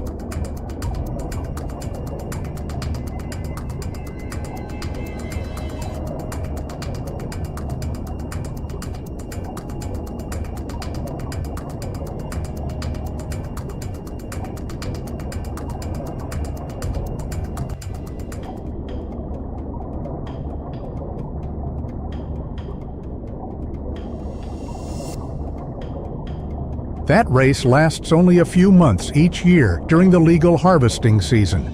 Once the season opens, divers descend into cold, dark, murky waters where visibility fades rapidly with every foot of depth.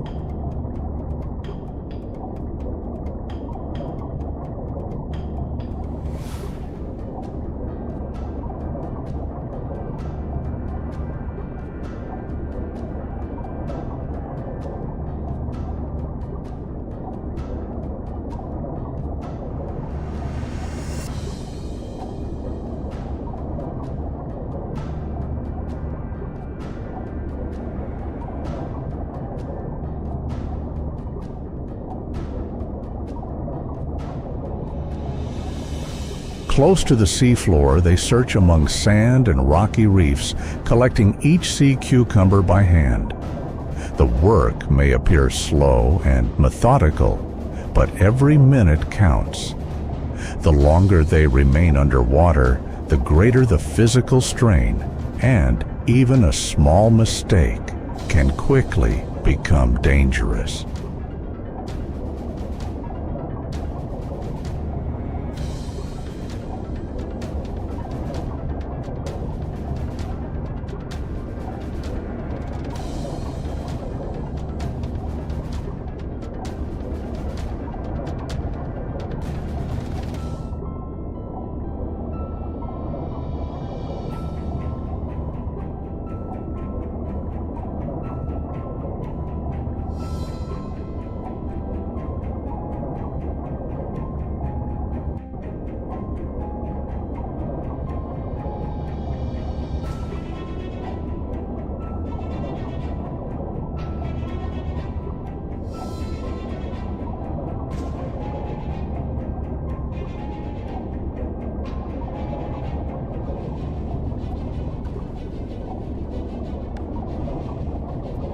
In regions where other harvesting methods are permitted, bottom trawls may be used to increase production.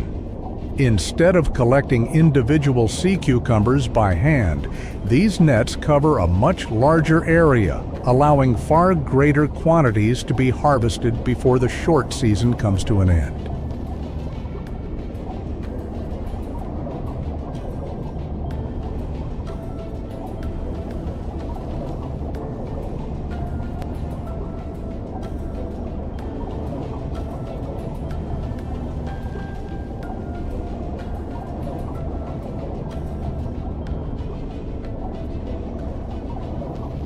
But as production increases, so does the challenge of managing the fishery. Harvesting is tightly controlled through strict seasonal openings and quotas, forcing the entire industry to operate within one critical limit, about 50 tons per year.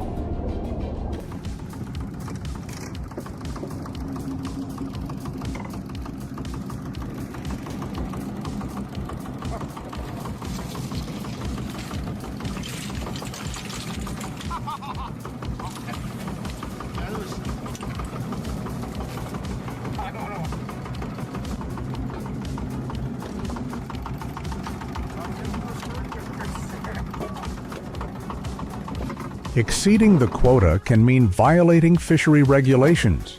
Yet harvesting too little directly affects fishermen's livelihoods, turning every season into a delicate balance between profit legal limits and the long-term sustainability of the resource.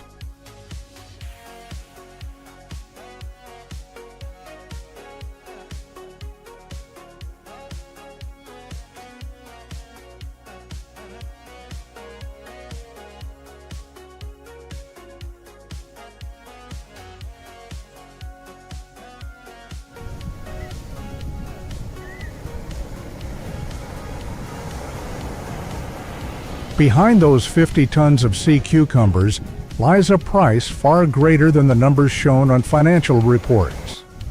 Divers face constant danger beneath the waves, while wild populations need time to recover after every harvesting season.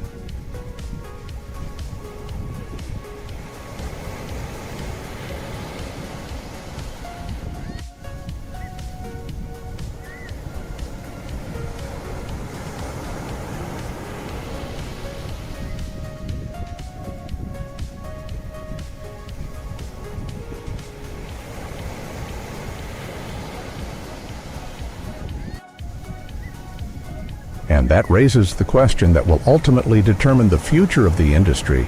Can sea cucumber populations recover fast enough to keep pace with the rate at which humans are removing them from the ocean floor?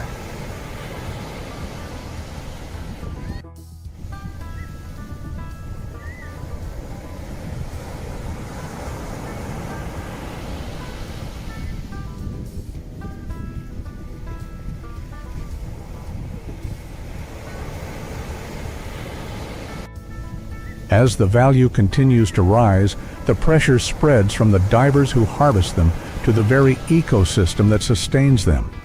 And the moment a single sea cucumber leaves the water, its role changes completely.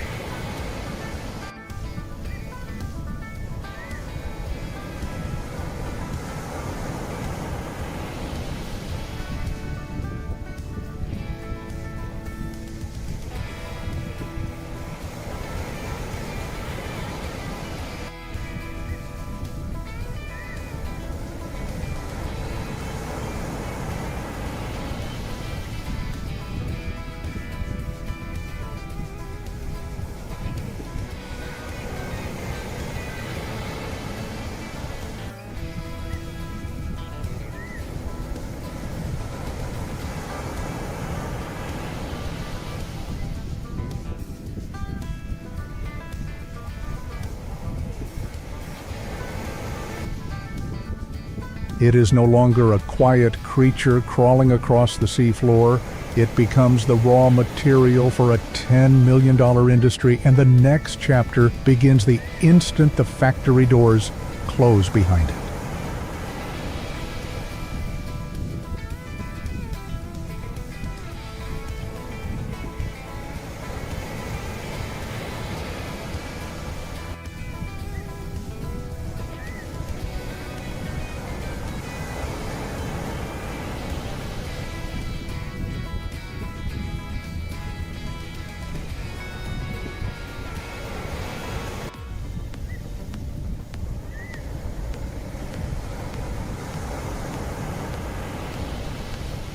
As the first containers of fresh sea cucumbers are unloaded from refrigerated trucks, their journey beneath the sea officially comes to an end.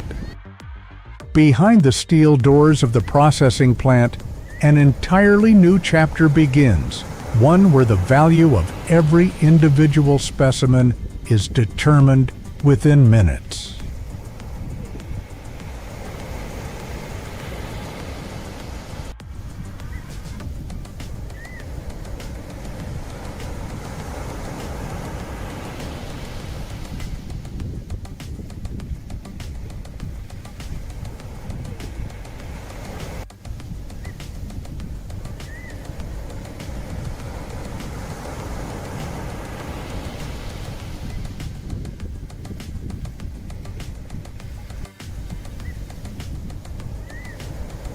Here, nature gives way to technology.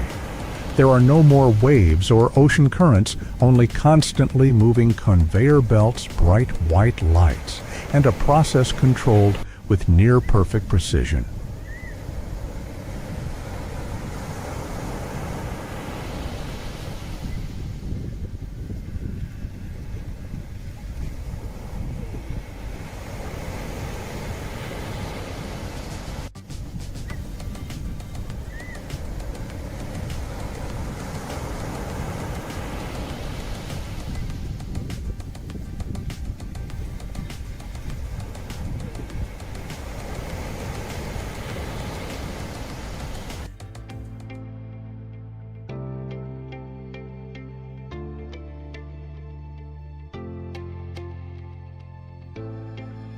The sea cucumbers move through an automated grading system where their size, weight, and quality are measured in just seconds.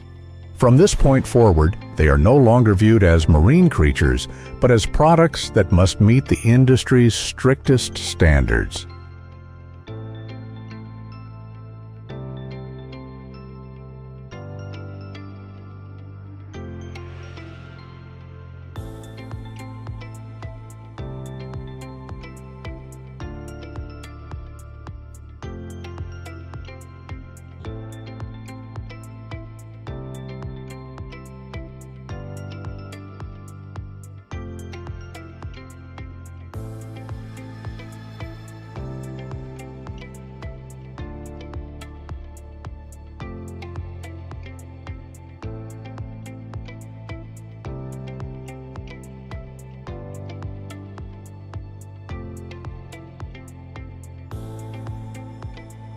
If a specimen fails to meet the required size, firmness, or shape, it is immediately removed from the production line. At this very first stage, around 20–30% of the harvest fails inspection, highlighting just how demanding this industry truly is.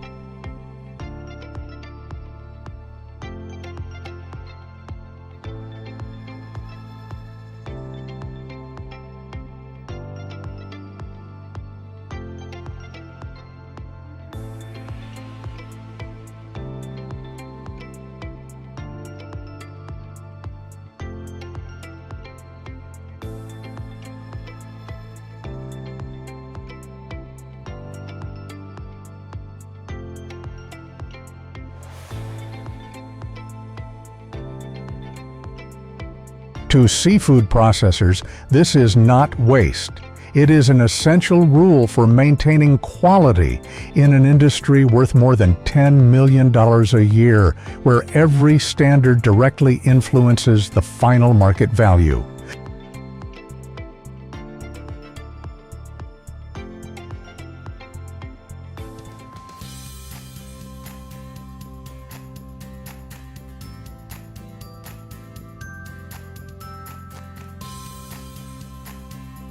The specimens that pass inspection continue to the next stage.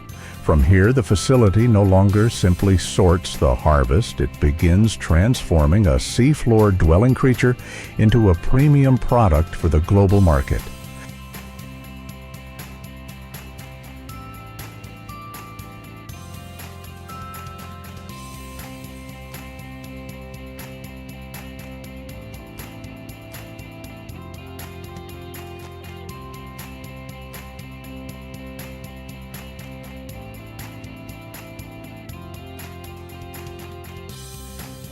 First, the sea cucumbers are thoroughly cleaned before being carefully boiled under tightly controlled conditions.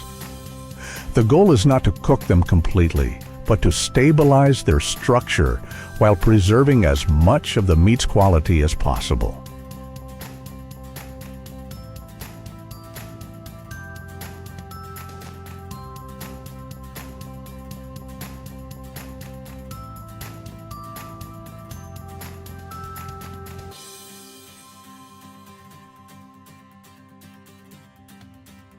Next, depending on the requirements of each market, the sea cucumbers are frozen, dehydrated, or air-dried.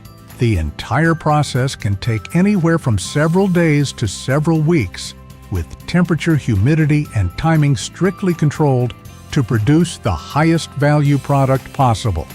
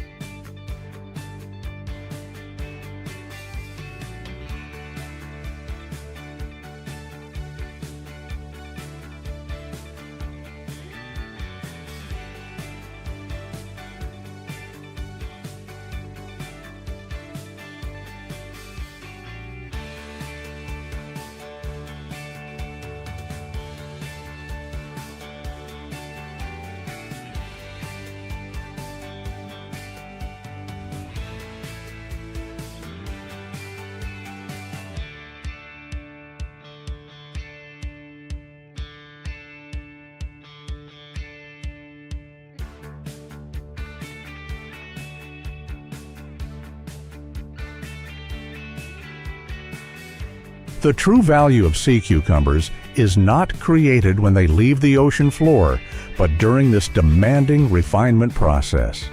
From 22 pounds of fresh sea cucumbers, only about 2.2 to 4.4 pounds of finished product remain. The rest is lost as water impurities and portions that fail to meet quality standards.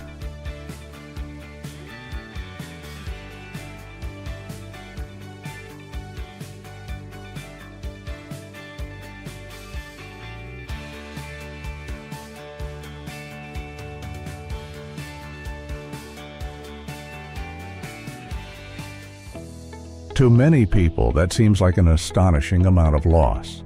But in the sea cucumber processing industry, that very reduction creates value. The rarer the finished product becomes, the higher its market price.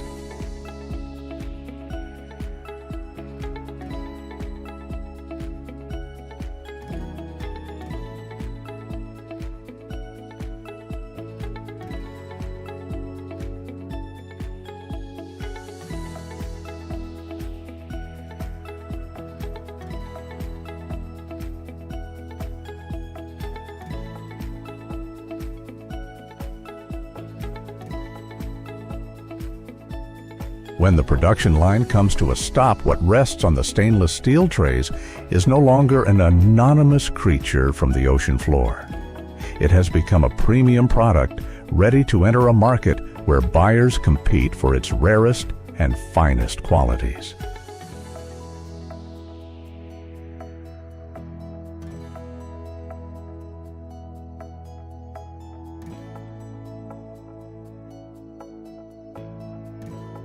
Once it leaves the processing plant, the sea cucumber begins another journey, not back toward the ocean, but toward the world's highest-paying markets.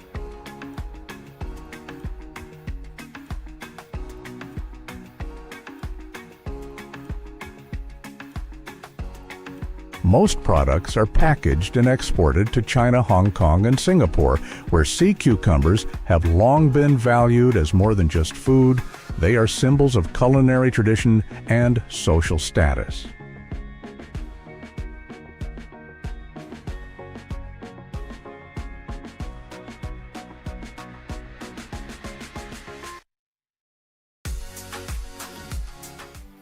In fine dining restaurants, the same creatures that once rested quietly on the seabed now appear at prestigious banquets, regarded as one of the most prized ingredients available.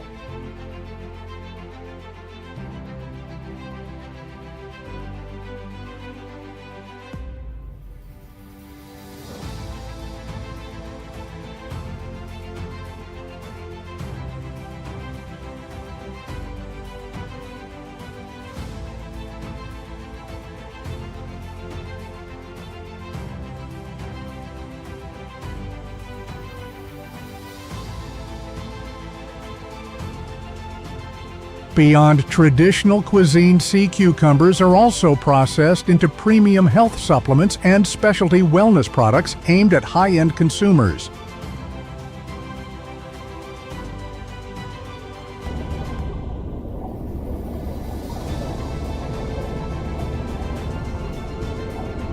Their prices reflect this transformation.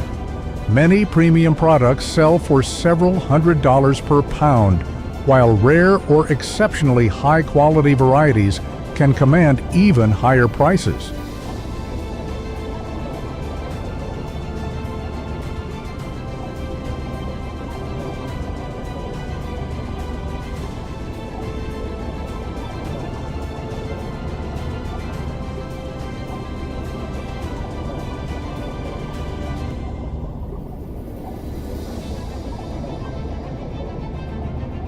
At this stage, sea cucumbers represent far more than nutritional value. They have become symbols of rarity, refinement, and the privilege of obtaining ingredients that few people ever have the opportunity to experience.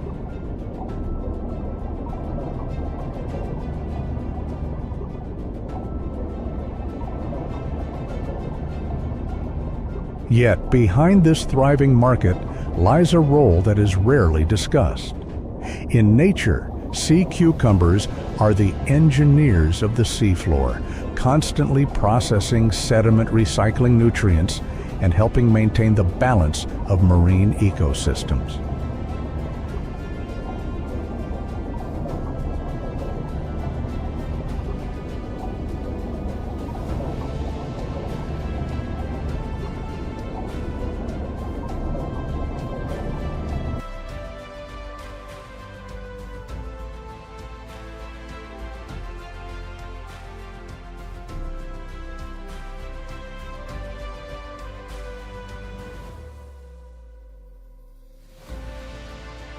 When harvesting outpaces their natural recovery, that vital function begins to decline.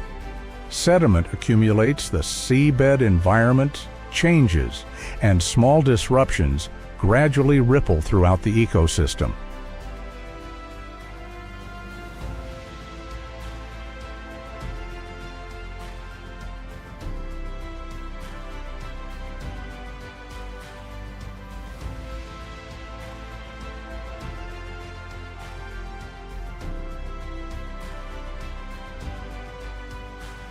In many coastal waters, sea cucumber populations have declined dramatically after only a few harvesting seasons, leaving ecological gaps that may take nature many years to restore.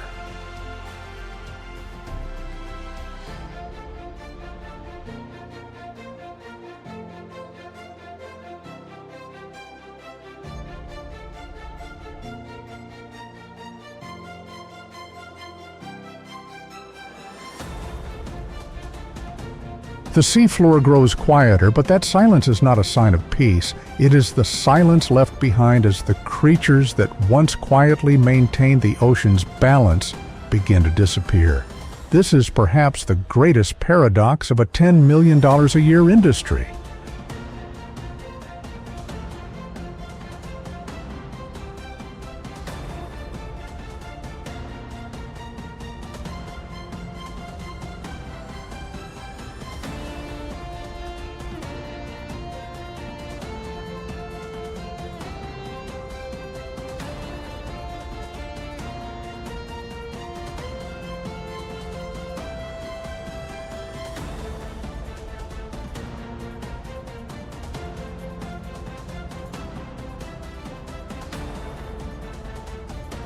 In the end, the most important question is no longer how much a sea cucumber is worth. It is this: if such a vital link in the ecosystem disappears, how long will the ocean need to restore its natural balance?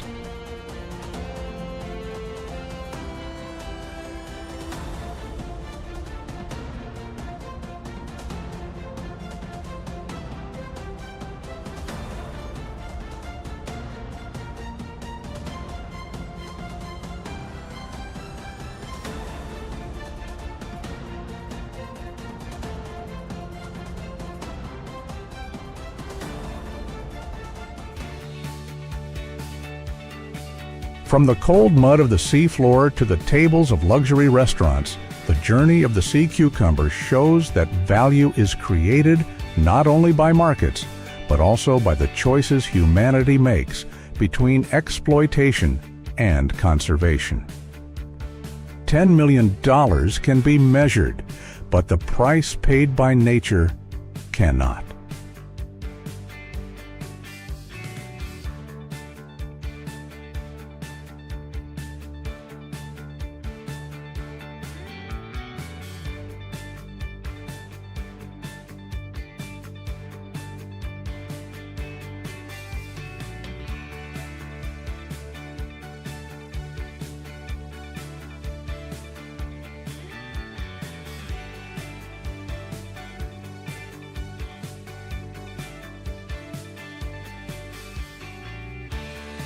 Thank you for joining godiscover as we explored the sea cucumber industry. If you'd like to discover more stories behind the world's multi-million-dollar harvesting industries, be sure to subscribe, turn on notifications, and join us on our next adventure.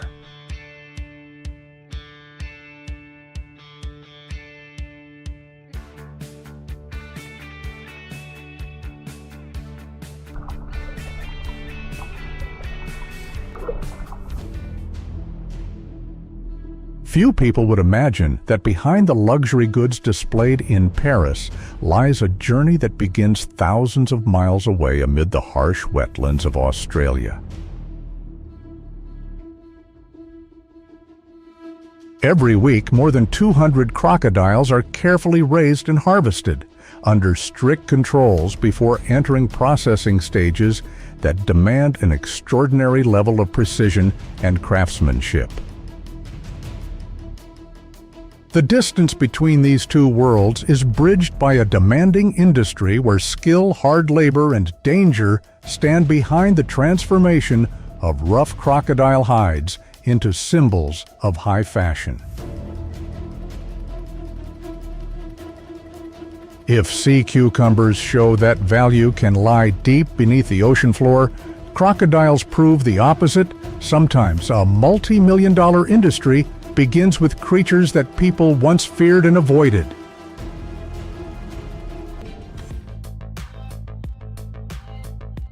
In the world of luxury goods, value does not always come from gold or diamonds.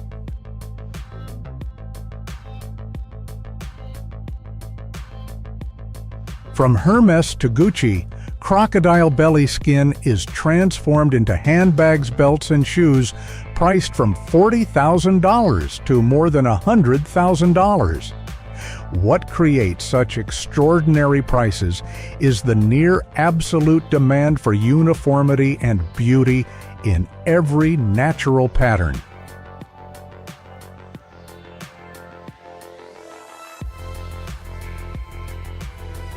That is why within the luxury supply chain, crocodiles are no longer viewed simply as reptiles.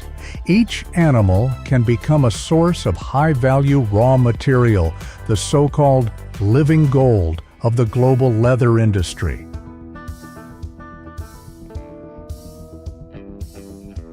At tropical farms in Australia and Southeast Asia, more than 200 crocodiles can be processed each week to supply the luxury market. Behind that production is a controlled chain that begins with the egg, continues through years of careful raising, and ultimately ends with the quality of every individual hide.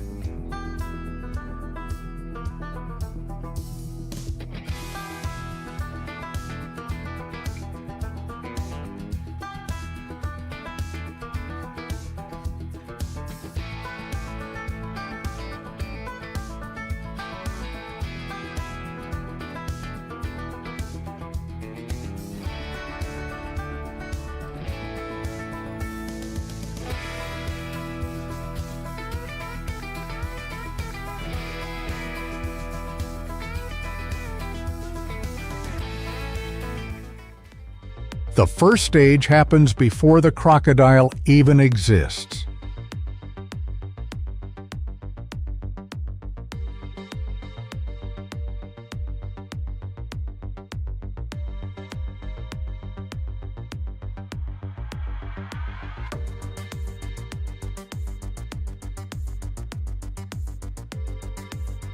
Temperature becomes a critical factor because the sex of crocodile hatchlings is influenced by incubation temperature.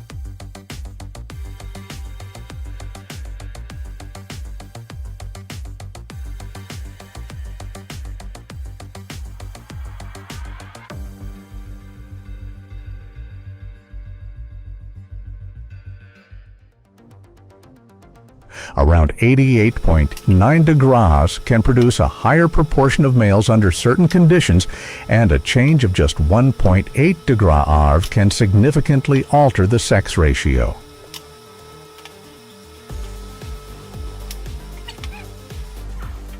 After hatching, young crocodiles are grouped according to size and growth rate. Their diets, consisting of fish, chicken, organ meats, vitamins and minerals, are carefully controlled to maintain steady growth while minimizing factors that could affect skin quality.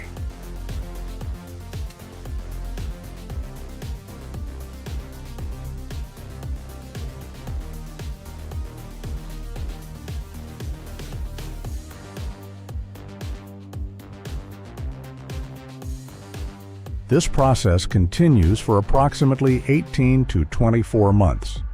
Once the crocodiles reach an appropriate commercial size, the relatively flat and uniform belly skin becomes the most valuable part, ready to enter the next stage of the luxury production chain.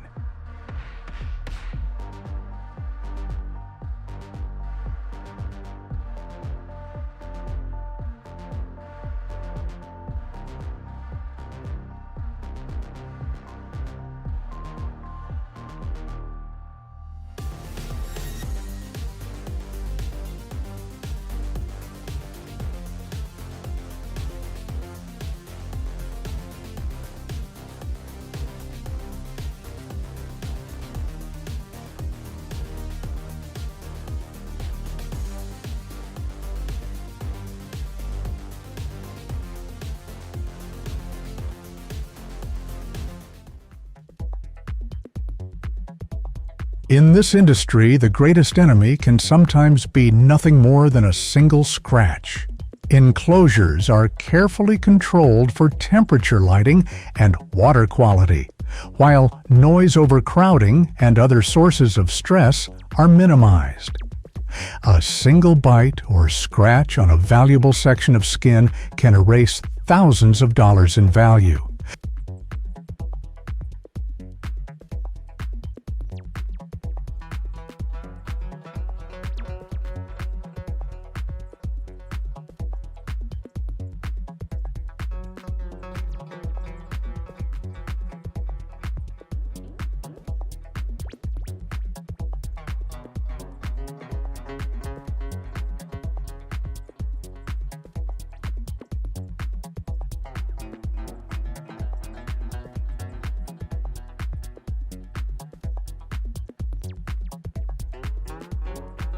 Monitoring is also becoming increasingly technology-driven. Some systems use RFID and growth data to track individual crocodiles from weight to development rate. This information helps determine the optimal harvesting time when the hide reaches a thickness of approximately 0.24–0.28 inches, with clear scale patterns and a surface that meets quality standards.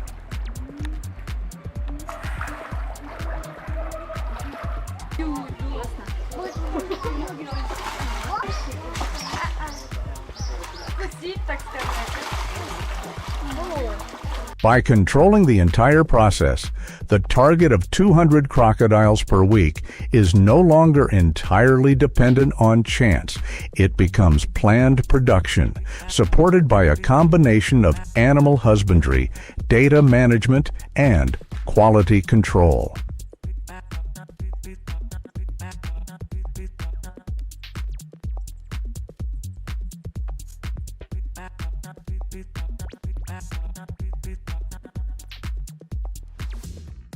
Once they meet the required standards, individual hides can be valued at $2,500 to $3,000. But that is only the value of the raw material. Once transformed into a Hermes handbag or a Gucci belt, the final price can increase several times over. From a single egg inside an incubator to a luxury product appearing on the streets of Milan, the journey shows how biology, technology, and luxury craftsmanship connect to form a multi-million-dollar value chain where every scale pattern can influence the final price.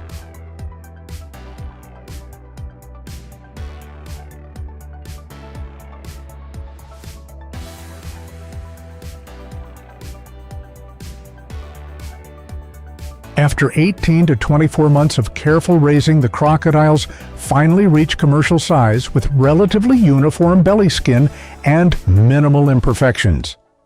But this is also one of the most critical stages because the value accumulated over months can change dramatically during the final processing steps.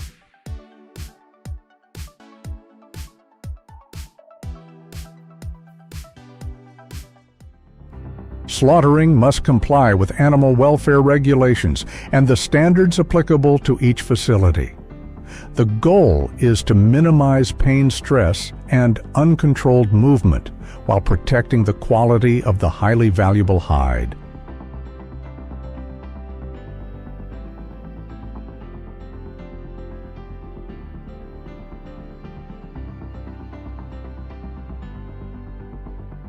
Next comes a stage requiring exceptional precision.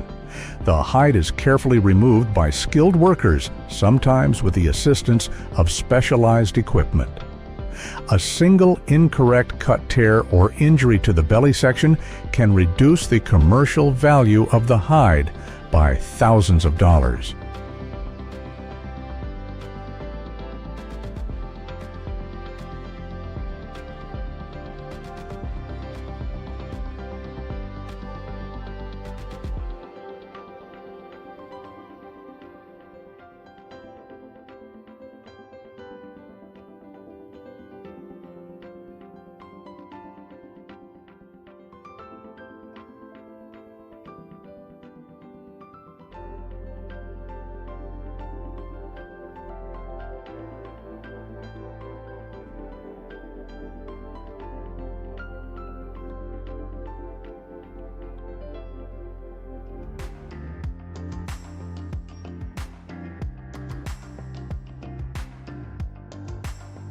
And the scale continues week after week. More than 200 hides are processed before being sent to high-end tanneries where they can eventually become $2,000 belts, $80,000 handbags, or expensive handcrafted shoes.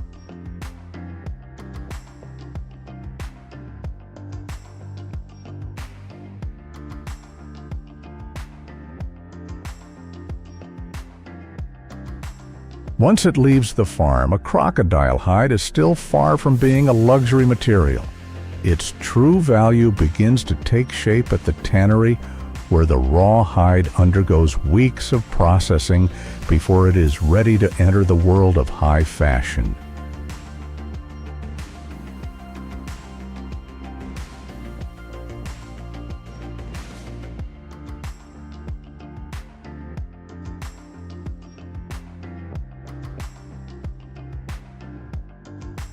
Inside specialized tanneries, each hide passes through dozens of stages: surface cleaning, scale treatment, soaking, softening, dyeing, conditioning, and finally, hand finishing and polishing techniques.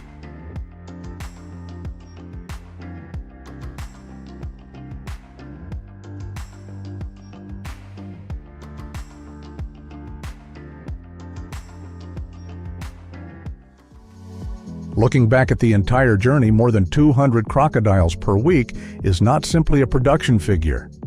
From a single egg to a finished hide, it represents an entire system combining technology, skilled craftsmanship, and rigorous quality control standards. And that is how a raw material that begins in the tropical wetlands can ultimately enter the world of luxury. If you enjoy discovering the hidden journeys behind extraordinary industries connected to nature, be sure to like, share, and subscribe. See you in the next discovery.